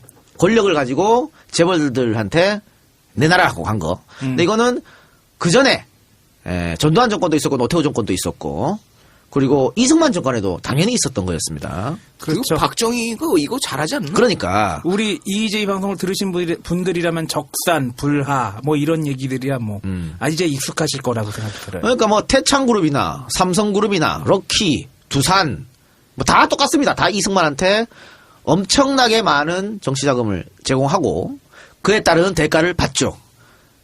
그러면 여운형이나 김구는 안 받았을까? 여운형하고 김구도 정치자금을 받았습니다. 그런데 여운형하고 김구에 줄을 댔던 기업가들은 다 박살났어요. 이승만의 정권 잡고. 그러니까 이게 정경유착의 전형적인 모습인데 3.15 부정선거 앞두고도 이승만 정권이 또 많은 돈을 걷어들였습니다. 구체적으로 보면요. 삼성물산, 태창방직, 대한양해, 극동행운, 중앙산업, 동양시멘트, 3호 방직 총 21억 칸을 내놨습니다. 그리고 다른 기업을 합치면 70억 칸의 돈을 모았어요. 이 모은 돈 가지고 3.15 부정선거를 저지른 거예요. 그때는 고무실 하나에 한 표 이렇게 했던 데잖아. 다라이 하나에 한 표 이렇게 다 돈으로 샀으니까 이 돈을 다 기업들이 제공했다는 겁니다. 그런데 이런 이승만보다 더 적극적으로 정치 자금을 모은 집단이 바로 박정희 정권입니다. 그렇죠. 12.6 사태 이후에 우리 뻐꺼영 합동수사본부장 청와대 박정희 집무실 비밀금고에서 총 9억 원을 발견했다는 사실은 굉장히 유명하죠. 이 중에 1억 원은 합수부 수사비로 갔고 5천만 원은 노재현 국방부 장관에게 갔고 2억 원은 정승화 계엄사령부로 갔죠. 이 얘기는 저희가 많이 했었죠. 네. 그리고 남은 6억을 생활비 쓰라고 박근혜 씨에게 줬다. 야, 생활을 어떻게 하길래 6억씩 내주냐? 그런데 이 돈의 6억에 대해서 박근혜가 그런 얘기를 했죠. 아니 부모님 다 돌아가시고 동생들하고 살으라고 아무 대가 없이 줬다. 아휴, 나도 잘렸는데 지금 6억 줘도 감사하겠다. 그러면 동생들도 이 돈에 대해서는 알고 있어요? 알아야죠. 근데 박근영이 박근혜 동생 박근영이 뭐라 하자면 난 처음 들었는데 여기서 그러면 먹튀인가요? 잘렸는데? 이랬단 말이죠. 먹튀인가요? 잘 모르겠습니다만. 그러면 박근혜만 아는 돈이야. 그럼 박근혜랑 친한 최태민, 최순실은 이 돈을 알았겠지요. 자, 이게 뭐냐면 박근영이 나중에 외국 유학 갑니다. 네. 외국 유학 가는데 유학비라든가 이런 걸 이제 뭐 박근혜 돈이 없으니까 언니가 보내줘야 되잖아요. 언니가 보내줘야 되는데 박근혜가 직접 증언해서 한 번도 언니로부터 돈을 받은 적이 없다고. 그럼 누구한테 받긴 받았을 거 아니에요. 아, 그러니까 다른 사람 명의로 오는 거야. 그게 다 최순실이가 관리했던 사람들이 보내는 거죠. 아, 박근혜는 돈 붙일지도 몰라. 그러면 지갑이 섞여버렸네 여기서부터. 오래된 얘기지 그러니까. 그러니까 지갑이 섞였을지 아니면은 그래도 언니로서 계속 유학비는 보내준 건지 다른 사람 시켜가지고 그건 잘 모르겠어요. 그러니까 이 6억 원이 6억이 몇백억 요즘으로 따지면 몇백억 아니야. 네. 100억 넘죠 이게. 이 6억 원을 종잣돈으로 삼아가지고 박근혜는 모르고 이 최태민 집안이 이거 우싸우싸하게 돈을 키웠다라고 우리는 알았는데 이 6억 원 말고 또 다른 더 큰 돈이 있었을 것이라고 생각해서 우리가 이 방송을 하는 거예요. 계속 해봅시다. 그렇죠. 비밀금고가 9억 원이 발견된 금고. 과연 우리 스네이크박이 그 금고 하나만 있었을까? 그렇지. 여기에 대해서 지금은 새누리당을 탈당한 무쫄 흥미로운 증언을 합니다. 내가 김영삼 전 대통령을 모시고 집권해서 청와대에 가보니까 거짓말 안 보태고 이 방에 40% 정도 되는 은행 지점보다 더 큰 스테인리스 금고가 있었다. 전두환 노태우 전 대통령이 현금을 쌓아놓으려고 그 금고를 만든 것이었다. 김영삼 전 대통령은 그걸 보고 나쁜 놈, 도둑놈이라며 당장 처리하라고 해서 8톤 트럭 5대 분량이 실려 나갔다. 라고 얘기했습니다. 전두환 때부터 있었다는 근거인데 과연 이게 전두환 때부터 있었을까? 박정희 때부터 그렇죠. 이 근거가 있을 가능성이 있는 거죠. 예. 또 다른 근거가 있을 수 있다는 방증이죠. 예. 뒤에 나오지만 뭐 집무실에 있었던 게 대통령 집무실에 있었던 게 금고 1, 뭐 비서실에 있었던 게 금고 2 예. 그런 얘기도 있어요. 예. 자, 12.6 만찬 당시에 현장에 있었던 마지막 비서실장 김계원의 증언 한번 들어봅시다. 어떨 때는 각하가 나를 불러서 뭉칫돈을 주면서 어떻게 쓰라고 지시를 한 적도 있었으니 집무실 금고 같은데 돈이 보관돼 있었을 겁니다. 그런데 사건 당일 내가 대통령 집무실 문을 잠근 뒤에 근혜양에게 열쇠를 줬는데 어떻게 해서 합수부가 그 돈을 가져갔는지. 자, 이번에는 부속실장이었던 박학봉 증언 큐! 그 일이 있고 나서 저희들은 집무실 열쇠와 금고 열쇠를 본관 경호원에게 맡겼습니다. 박 대통령은 별도로 금고와 서랍 열쇠를 갖고 계셨습니다. 따라서 10월 26일 이후 근혜 씨만이 대통령 집무실에 들어갈 수 있었던 건 사실입니다. 자, 이 두 사람의 증언을 한번 제가 설명을 드릴게요. 일단 김경원 실장은 뭐라 했냐면 박 대통령이 나를 불러서 가보면 대통령이 뭉칫돈을 나한테 주면서 쓰라고 했다 그러잖아.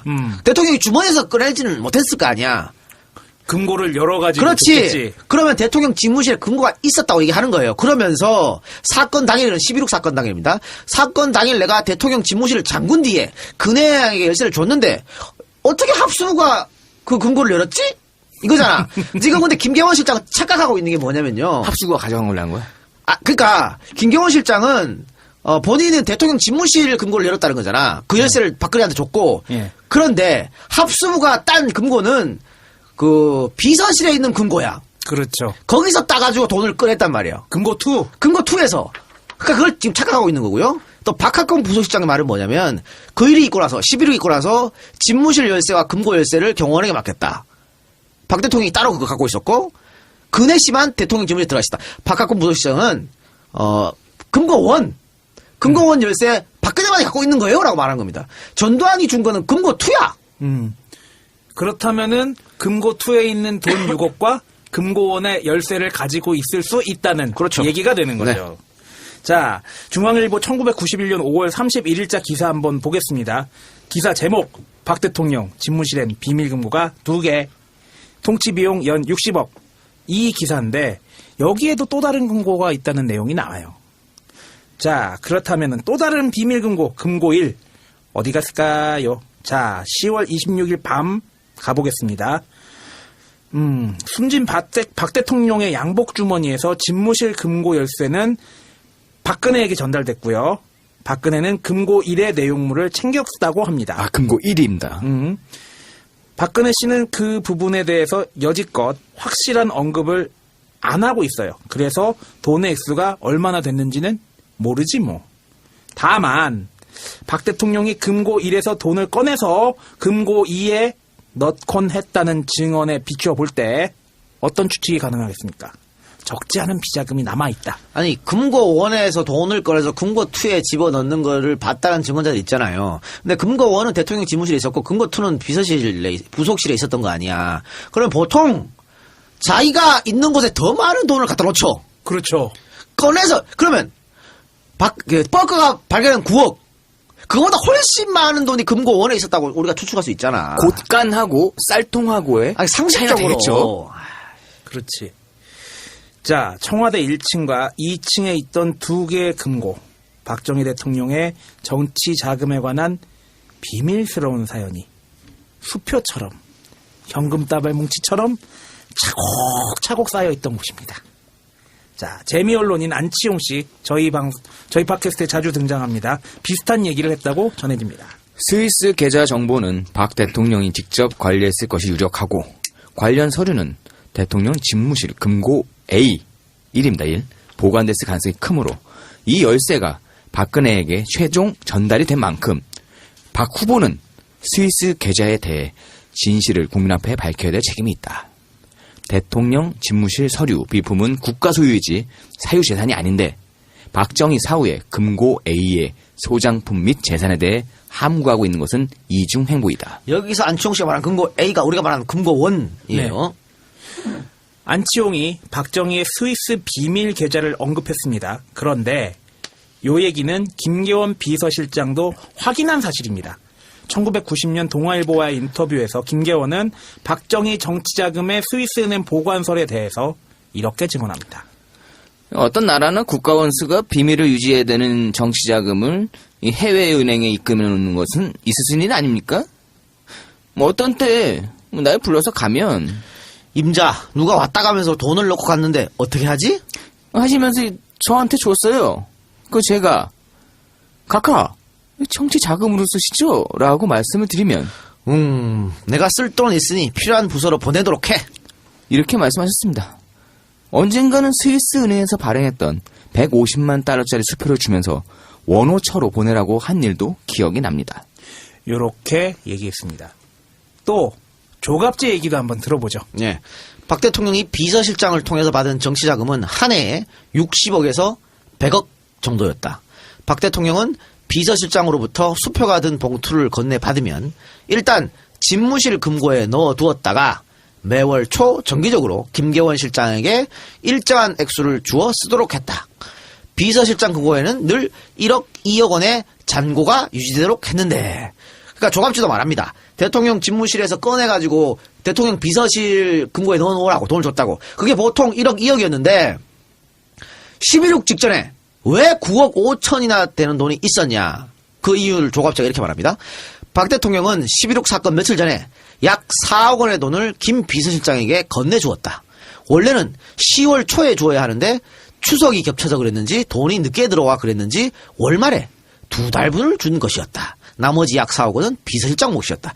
비서실장이 4억 원을 넣어놨고 대통령이 2달치를 줘서 4억 원을 넣어놨고 또 원래 한 1, 2억 있었으니까 합쳐서 9억 5천 된 거다.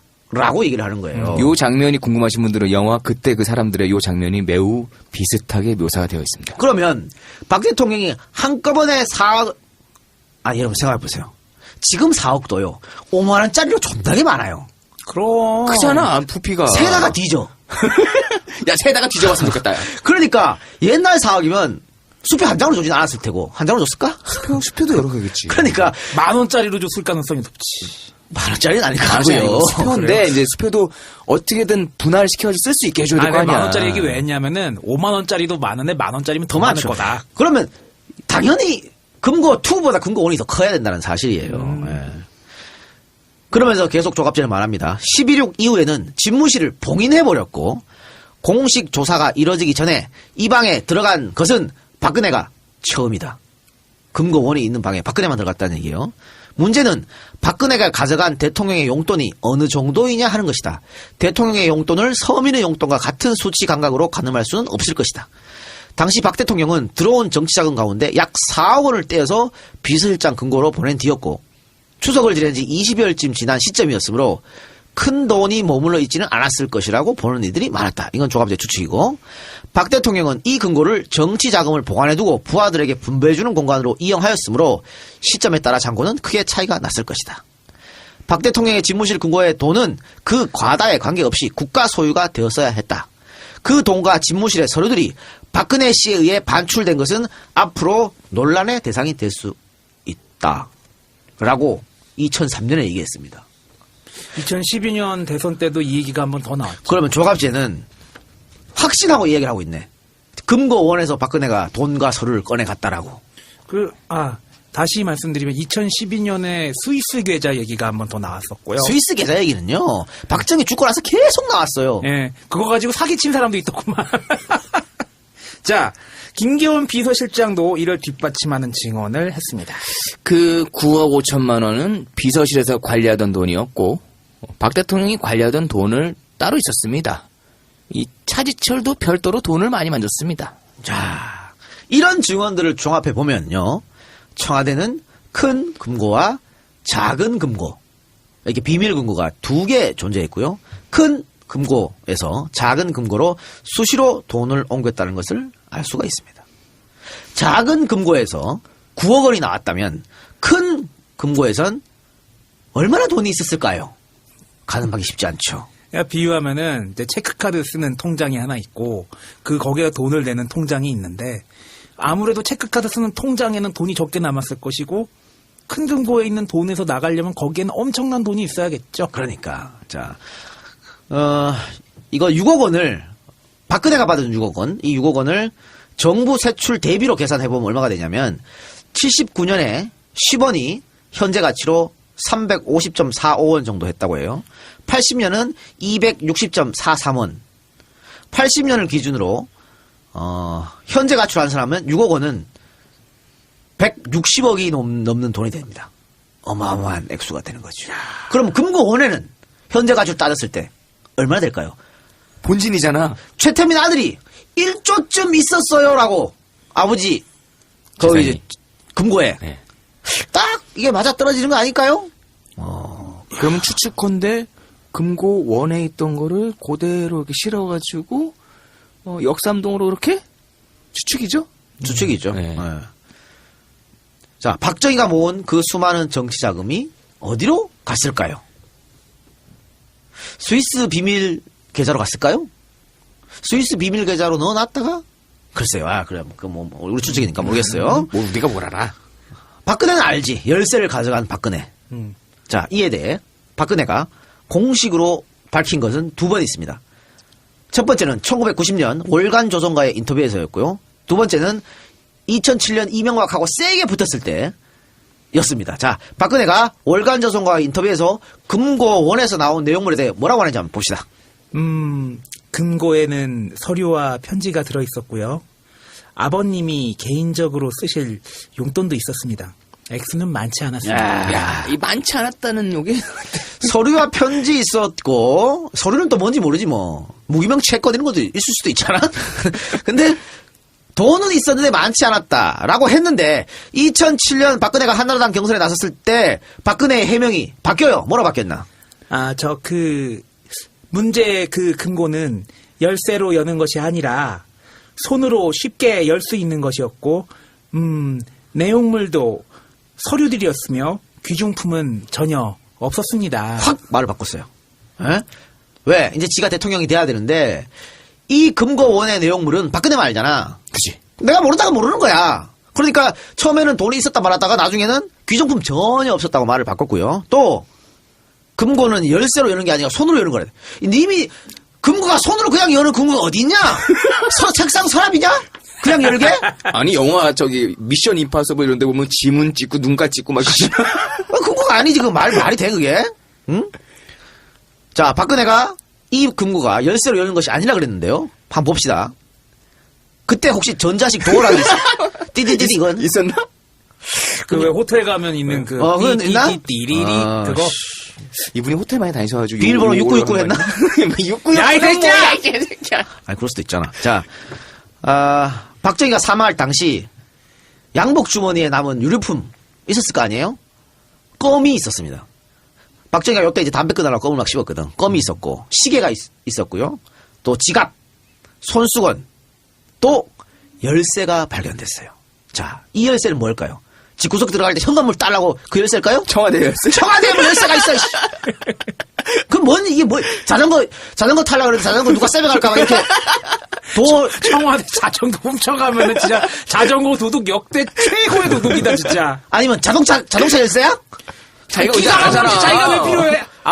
저기 나가서 뭐 하려면은 이제 자기가 몰라. 아니, 그런 적 자기가 없어. 의자 안 하잖아. 그러면 이 열쇠는 뭔 열쇠예요?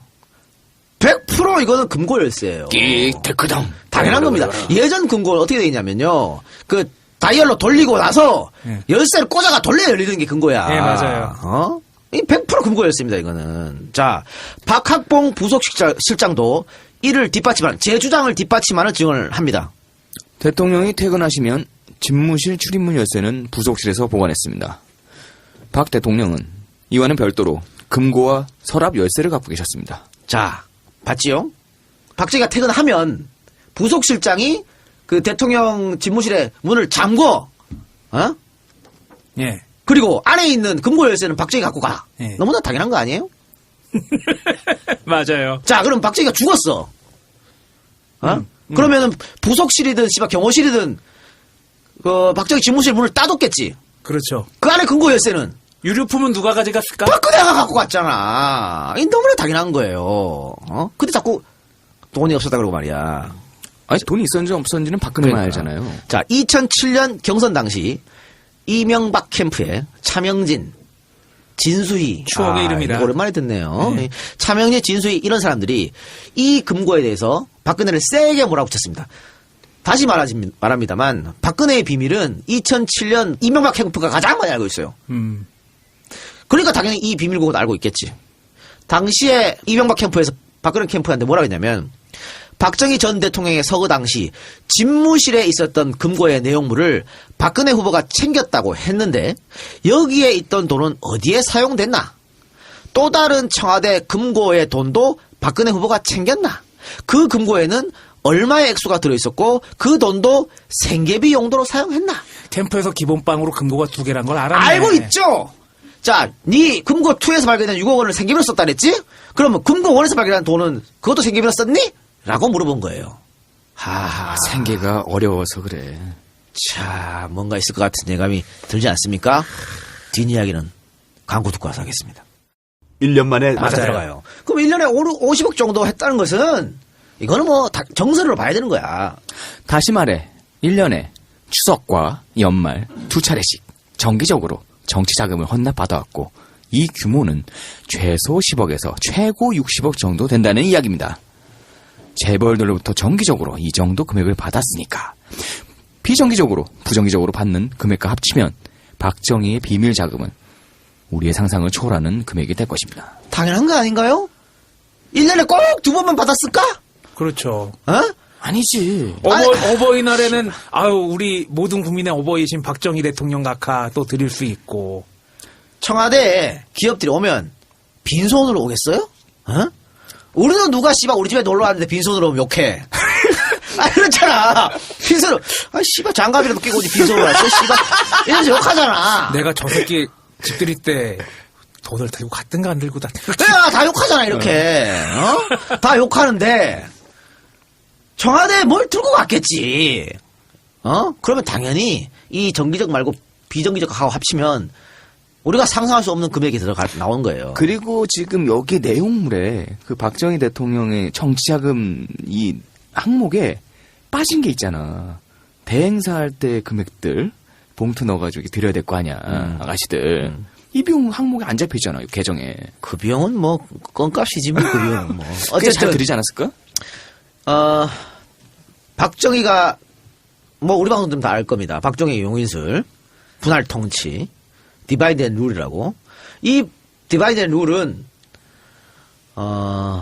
정치에만 적용되는 게 아니고 여기 이렇게 돈 모으는 데도 적용됩니다.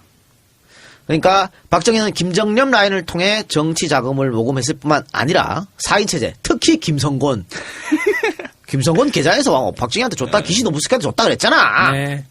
그러니까 김성곤을 통한 정치 자금 모금. 또 김영욱이는 또 따로 모았어요.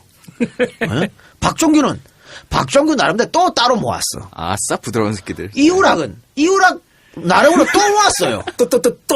떡을 만지다 보면 떡고물이 묻을 수도 있는 거 아닙니까? 그렇죠. 그럼 그 돈이 결국은 떡고물 빼고 떡은 다 박정희한테 갔을 거 아니야. 너무나 당연한 상식 아니겠어요? 그러니까 박정희의 비자금은 우리가 상상할 수 없는 금액입니다. 결론만 말하면. 자, 이우락이 떡을 만지면 떡고물이 묻을 수밖에 없다는 희대의 명언도 바로 이렇게 해서 탄생하는 겁니다. 80년 신군부가 조사한 이우락의 축제 규모는 194억이었어요. 이게 실감이 안 가는데요? 80년에 194억을 축제했다고 버크가 발표합니다. 1980년 당시 서울 집한 채 값이 평균 200만 원이었으니까 194억이면 조단입니다. 지금으로 따지면. 이거 아파트 단지 사겠는데? 그러니까. 그런데 김종필도 부정축제로 잡혀갔지. 맞아요. 김종필의 부정축제 규모는 이거보다 더 커. 213억 5천만 원이었습니다. 5천만이 촛불을 들어도 안 물러날 거예요. 네. 자, 그런데 김종필이가 이우락보다 더 많이 부정축제했잖아요. 이래가지고 김종필 마누라가 빡이 쳤어. 그래서 문병자한테 하소연을 합니다. 뭐라고? 아니 합수부 개새끼들 말이야. 이우락이가 우리보다 덜 했다고? 덜 해쳐먹었다고? 봐준 거야 그랬단 말이야. 사실은 그러면 이우락이는 얼마나 왜냐면 이우락이가 날랐잖아요. 그렇죠. 합수부 조사전에 날랐어 미국으로. 예, 맞아요. 그래서 안 들어왔다고. 안 들어왔는데 전두환 정권하고 딜해가지고 들어와가지고 떡을 만지면 떡고물 이게 그 기자회견에서 한 말이야. 한국으로 맞아요. 들어와가지고. 그러니까 이우락은 처벌받지도 않았어요. 그러니까 그 김종필 마누라 이야기는 그렇게 딜을 해서 원래는 더 많은데 194억으로 축소 발표했다 이 얘기야. 저 새끼가 더 나쁜 새끼예요.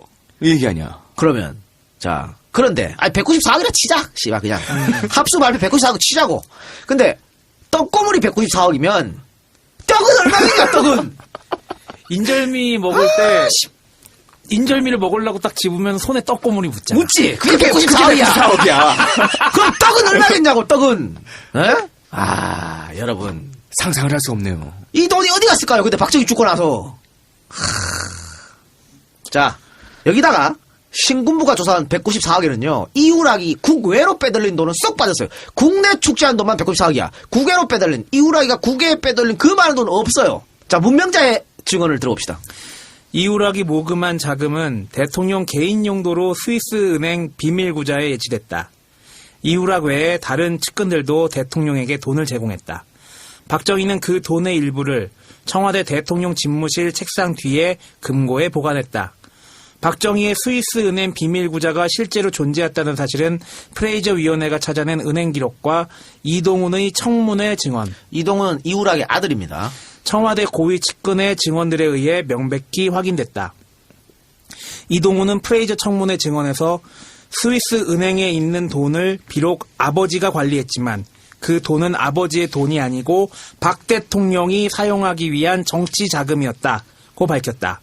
또한 이동훈은 일본은행에 본인의 이름으로 예치되어 있던 200만 불에 대해서도 나도 아버지의 일을 돕기 위해 일본은행에 200만 불을 예치했다고 말했다. 이야, 이우락의 아들이 이렇게 청문회에서 미국 청문회에서 말한 겁니다. 우리 아버지 스위스 비밀 계좌 있어요라고.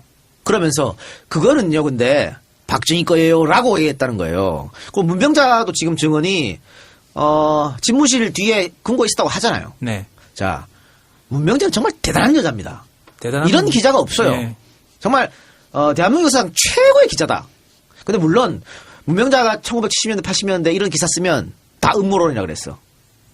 근데 세월이 지나면 다 밝혀지잖아. 그게. 음모가 아니었어? 다 밝혀지잖아. 그리고 사실 문 기자가 뭐 이제 박정희가 못 들어오게 해갖고 결국은 이제 미국에 망명했잖아요. 그 망명하면서도 뭐 중국에 가갖고 중국의 최고 지도자 만나, 김일성 만나, 김정일 만나, 이런 정말 이런 기자가 없어. 우리 기자 정신을 좀 우리 지금 후배들은 좀 본받아야 돼요. 정말 대단한 분이에요. 10년 간담회 때 한마디도 안 하고 있는 그 기자들은 진짜 도대체 그러니까 뭐냐. 이분은 목숨 걸고 취재한 거 아니야. 아니 박정희가 문명자를 얼마나 죽이고 싶었겠어요. 그렇죠. 물론 미국 정부에서 애들 등하교 문명자 그 애들 등하교 막 그 보디가드 해주고 그랬어. 예. 미국도 알고 있었던 거지. 이 정권이 사람 막 죽이는 정권이라는 건. 지 아버지 닮아가지고 말이야. 하여튼 그렇게 이렇게 위대한 기자가 정말 좋은 것들을 많이 써줬는데 기사를. 근데 저는 또 이제 이분 이제 존경받아야 될 기자라는 게 뭐냐면 나중에 이제 김대중 정권 들어서서 한국에 처음 올 수 있었어요. 그 전에는 계속 못 들어왔었고. 그러면서 청와대에서 이제 DJ가 계속 오라 그랬지. 원래 친구잖아. 그렇죠. 오라 그랬었는데 한 번도 안 갔어. 그러면서 이제 동료 기자들한테 그렇게 얘기했지. 왜 안 가냐니까. 아니 김대중이 한 번 시켰으면 됐지. 대통령 시키면 됐다는 얘기예요. 좀 겁이 많은 게 탈이지만 머리 좋고 차분하니까 잘할 거야. 자기는 뭐 내가 김대중을 만들었다 이런 것도 뭐 필요 없고 싹 빠진 거예요. 또 지금 정확하잖아. 좀 겁이 많은 게 탈이지만 오늘 DJ가 좀 겁이 좀 있었지. 그냥 잘할 거라고 이렇게. 근데 사실은 김대중이 한번 시켰으면 좋겠어. 이건 시켰으면 됐어. 이 말은 좀 그렇네. 오빠한테. 아씨. 같이 늙어가는 처지니까. 그러니까 같이 들어가는 처지에 뭐. 하여튼 이렇게 위대한 기자가 여러 가지를 남겼는데 자, 이 문명자의 이 증언 말고 다른 거 한번 봅시다. 구체적 자료. 미하원 국제관계소위원회가 1978년에 펴낸 한미 국제관계보고서. 여기에도 지금 문명자 씨가 증언한 내용과 똑같은 말이 등장합니다. 스위스 은행 구자의 실제는 은행 기록, 이우락의 아들 이동훈의 증언, 청와대 박 대통령 측근들에 의해서 입증됐다. 박 대통령이 비밀 자금을 필요로 했던 이유에 대해 이동훈은 지지자들에게 돈을 주고 정적들을 매수하기 위한 것이었다고 했다. 한미 국제관계 보고서에도 박정희 스위스 비밀구자 얘기를 합니다. 그런데 이 한미 국제관계 보고서에는 스위스 은행 계좌번호까지 공개되어 있습니다. 이우락은 걸프 측에 대해 주식 매입 대금 200만 달러 중 20만 달러를 떼내 박 대통령의 미국 방문 경비로 건네줄 것을 요청했다. 1969년 8월 21일 피츠버그의 걸프 본사는 전신환으로 취리 소재 스위tzerland 유니언 은행에 20만 달러를 보냈다. 수취는 서정귀였고 계좌번호는 625965660D였다. 그해 12월 이 계좌에서 19만 9,750달러가 인출되었다. 이 돈은 이후락이 서정기를 대신하여 서명함으로써 인출해간 것 같다. 자, 여기서 200만 달러 중 20만 달러를 떼내. 이건 뭐냐면요. 커미션입니다. 와이로. 그러니까 박정희 정권이 걸프 측에 뭔가를 해주고 걸프는 200만 달러를 벌었어. 그래서 땡큐 베리마치 하면서 20만 달러를 이후락한테 줬단 말이야. 그걸 어디로 줬냐? 스위스 비밀 계좌로 쏴준 거예요. 서정기 계좌로. 이 서정기는 누구냐? 박정희 친구입니다. 그리고 이 계좌에서 스위스란드 유니언 은행 계좌 625-965-60D 계좌에서 이후락이가 사인해서 돈을 갖고 가요. 그리고 이 돈은 박정희의 미국 방문 경비로 씁니다. 그럼 이 계좌는 결국 누구 거야? 이 스위스란드 유니언 은행 계좌는 박정희 거죠. 자, 문명자는 이렇게 이후락이 박정희 대신에 관리하던 스위스 비밀 계좌의 명의는 이후락 건데 이후락이가 실권한 이후락이 언제 실권했냐면요. 김대중 납치 사건 하고 나서 넌 나가시죠. 이래가지고 도망가요. 도망가가지고 뭐 미국 망명 신청하려 그러다가 뭐 벤치 처먹고 저 바하마로 가. 바하마 세금 안 내는 데 숨길 수 있는. 거기 갔는데 또 박 대통령이 특사를 보내가지고 한번 봐줄게 와. 근데 가면 죽을 것 같잖아, 씨. 아니 그래서 왔어. 그러니까 이렇게 실각한 후에 박정희 비밀 계좌를 관리하던 게 이후락인데 이후락이 나가리 됐잖아. 네. 그러면 누군가 명의를 바꿔야 될 거 아니에요. 그렇죠. 누구로 바꿨냐? 박근혜 명의로 바꿨다고. 아하. 문명자가 말했습니다. 아까 훌륭한 기자라고 얘기했던 내가 일부러 그래서 깔았잖아. 이것 때문에 깐 거지? 이것 때문에 깐 거잖아, 미리. 이렇게 훌륭한 사람이라고 깔고 이렇게 딱 지금 얘기하잖아요. 그런데 문명자만 이 말하면 또 음모론 아니야? 라고 할 수 있잖아. 그래서 조갑제. 우리 참 조갑지 좋아해. 조갑제의 말을 한번 또 들어보자. 아 근데 조갑제 박정희에 대한 그 애정은? 심층 취재는 장난이 스토커 아니야. 수준이야. 네. 유신 이전에 박 대통령 주변 인물들이 스위스 은행의 비밀 구자를 갖고 있었던 것은 확실한데 확실하다 그랬네. 확실하다고. 확실한데 유신 말기의 사정은 I don't know. 알 수가 없다. 박 대통령이 비서실을 거치지 않고 개인적으로 관리한 돈이 있었다면 그 내용은 관리인과 대통령 다시 이야기합니다. 관리인과 대통령 두 사람만 알 수 있을 것이고 대통령의 급작스러운 죽음으로 그 관리인의 차지가 되었을 가능성도 있다. 관리인이 누굴까? 관리인이 그러니까. 누굴까요? 이게 문명자 증거가 딱 들어맞는 거예요. 지금 종합제는 유신 이전에 1974년 이전에 박 대통령 주변 인물들의 스위스 은행의 비밀구좌에 있었다고 확실하다 그랬잖아. 그게 이후락 명의야. 그런데 유신 말기 사실은 알 수가 없다. 알 수가 없지. 박근혜로 바꿨으니까. 문명자 그렇게 말했잖아. 바꿨다고. 그러면서 조갑제는 관리인과 대통령 두 사람만 알고 있고 대통령이 죽었으니까 그 관리인 차지가 되었을 것이다. 그런데 이 관리인을 문명자는 박근혜라고 말한 거예요. 그러니까 박정희가 죽었으니까 박근혜의 차지가 되었을 것이다. 그런데 그 옆에 누가 있었다? 최태민이 있었다. 있었지. 이렇게 되는 거죠. 그러니까 아구가 탁탁탁 맞아떨어지잖아. 자, 또 있어요. 박정희 기념관 반대 국민운동의 곽태영 회장도 이와 관련해 의미 있는 질문을 하는데, 곽태영 회장이 누구냐면요. 우리 저번에, 정의봉. 네. 안두희 때려 죽인. 예. 그분 오셨잖아요. 예. 근데 맨 처음에 안두희를 찾아서 응징한 사람이 바로 이 곽태영 회장입니다. 대단하신 분이죠. 예. 이분이 뭐라고 증언했냐. 12.6 이후 박근혜 한나라당 대표는 은행 전문가 등 5인과 함께 스위스로 가서 박정희 명의의 60억 불의 계좌를 박근혜 씨의 명의로 이전했으며 이 작업은 일주일 정도가 소요됐고 당시 명의 이전을 위해 도와준 사람들에게 수고비조로 5만 불씩 주었다는 것이다. 또한 이 과정에서 전두환 전 대통령과 보안사령부의 개입이 있었다고 전하고 있다. 이러한 사실은 당시 5만 불을 수령한 5명 중 1명이 양심의 가책을 느끼고 문명자 씨에게 사정을 털어놓았으며 문명자 씨는 신준영 민족21 도쿄 지국장에게 이 사실을 알린 것으로 전해졌다. 뭐 구체적인 팩트는 증언자들마다 약간씩 어긋나지만 어쨌든 큰 틀은 거의 다 맞아 들어갑니다. 이 복수의 증언자들이 이렇게 얘기하면 사실은 이걸 한번 우리가 의심을 해볼 수밖에 없는 그런 상황인 것이죠. 그리고 박정희가 비자금을 조성했다는 것은 우리가 여러 박정희 특집에서 됐고 뭐 KCI 특집 여러 차례 했습니다. 김영욱 특집에서 됐고 박동선 특집에서 됐고 여러 차례 했습니다. 근데 그 돈이 박정희가 죽은 뒤에 9억밖에 없었다는 게 말이 되냐고. 그렇게 많이 모았는데 문 열어보니까 9억밖에 없어. 아무것도 없어. 김정필이가 200억 넘게 있었고 이후라기가 190억 넘게 있었는데 박정희는 9억밖에 없었다? 어떻게 이걸 납득을 하냐고요. 납득할 수 없는 것이지. 사람들이 주장하잖아. 우리 박정희 대통령 각각께서는 그 청와대 안에 변기 안에 벽돌을 넣고 계셨다고.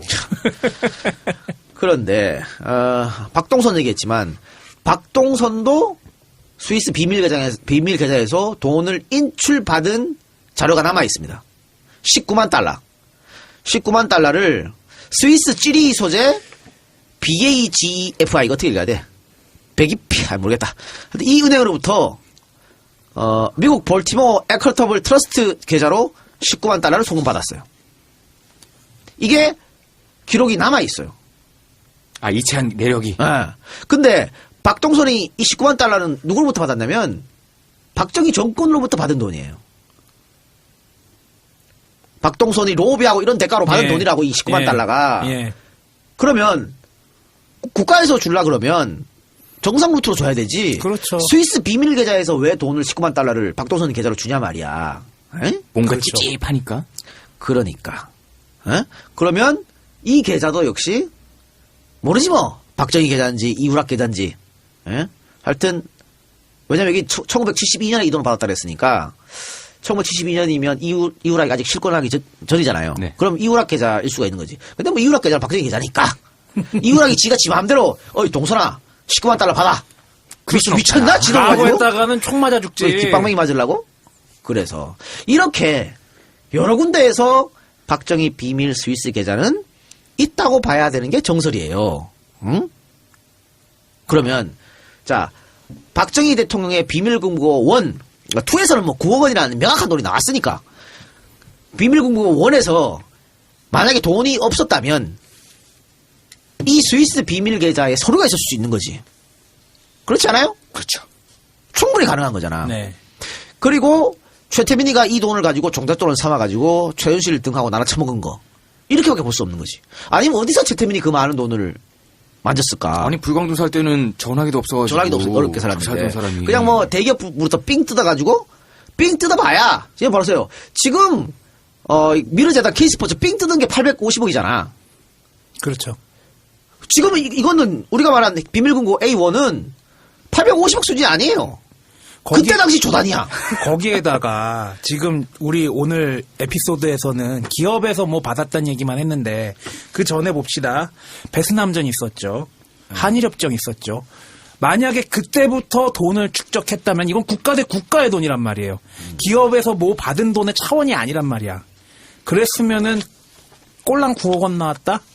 믿기 힘들지. 그렇지. 그러니까 그 과정에서 슈킹 쳤다는 얘기가 굉장히 많이 나오거든요. 그리고 기간 동안 박정희 시대의 이야기를 해주면서 그 수많은 와이로와 슈킹 큰 사업들 여기서 왔다 갔다 하는 돈 어쨌든 대통령한테 보고가 들어야 될 거 아니에요. 네. 그런 모든 것들이 모아져가지고 커다란 금고에 금괴가 있고 거기서 수영을 하고 제가 봤을 때는 아마 그 스위스 비밀 계좌의 뭐 통장과 뭐 이렇게 이런 것들 뭐 이런 것들이 아마 그 근거에 들어있지 않았을까. 그러니까 박근혜가 뭐 서류하고 편지 몇 개 있었다 이렇게 얘기했잖아. 네. 현금도 있었겠지만 그런 뜻이 한거 보고 그래서 그 지금 특검에서 최태민이 어떻게 돈을 형성했는지 조사한다르잖아요. 이 스위스 계좌 밝힐 수 있을까요? 아까 보니까는 최재석 씨가 특검에다가 자료를 갖다가 줬다라고 나왔습니다. 근데 너무 오래돼가지고 사실은 스위스 정부에서 나서면 가능할지 모르겠네. 근데 맞아요. 말이죠, 여러분 스위스하고 우리하고 국교 수립이 꽤 오래전에 됐잖아요. 네. 근데 그동안 대통령이 스위스를 방문한 적이 없어요. 지난번에 한번 가지 않았나? 언제요? 요 임기 중에 한번 가지. 누가요? 박근혜. 처음이야 그게. 알겠어? 김대중, 김영삼, 노무현, 이명박 아무도 스위스에 가지 않았어. 근데 박근혜가 취임하고 나서 스위스를 처음으로 방문했네. 맥가이버 칼 사러 갔나? 초콜릿 먹으러 갔지. 슈샤도 초콜릿 먹으러 갔나? 왜 갔을까? 스위스 초콜릿. 향기 슈샤도 초콜릿 슈샤 왜 오리온. 갔을까? 왜 갔을까? 치즈 어때? 글쎄. 한복 싹 빼입고 갔잖아. 그럴 수가 있지 않을까? 아니야 치즈하고 초콜릿이야. 그래요. 하여튼 너무나 이상한 게 많습니다. 이것도 정권 바뀌면 알 수 있을까 혹시? 글쎄요. 알 수가 있어야 된다고 봐요. 아니 의지만 있으면 다 돼. 의지만 있으면 안 되는 게 어딨어. 내가 하고자 하는 특별법 만들면 되잖아. 뭐든지. 하여튼 뭐 이번 특검이 만든다. 한번 최태민 재산이 어떻게 형성되는지 본다니까. 아니 최순실이가 20대 후반에 100억, 200억 건물을 갖고 있었는데 유출해서 번 돈으로 샀다는 게 말이 되냐고. 우리나라 애들 다 들어가도 안 돼. 야 지금 재계소열 2위래. 그러니까 그 돈이 어떻게 되는지 특검에서 잘 뽑았으면 좋겠다라는 생각이 듭니다. 자, 이렇게 해서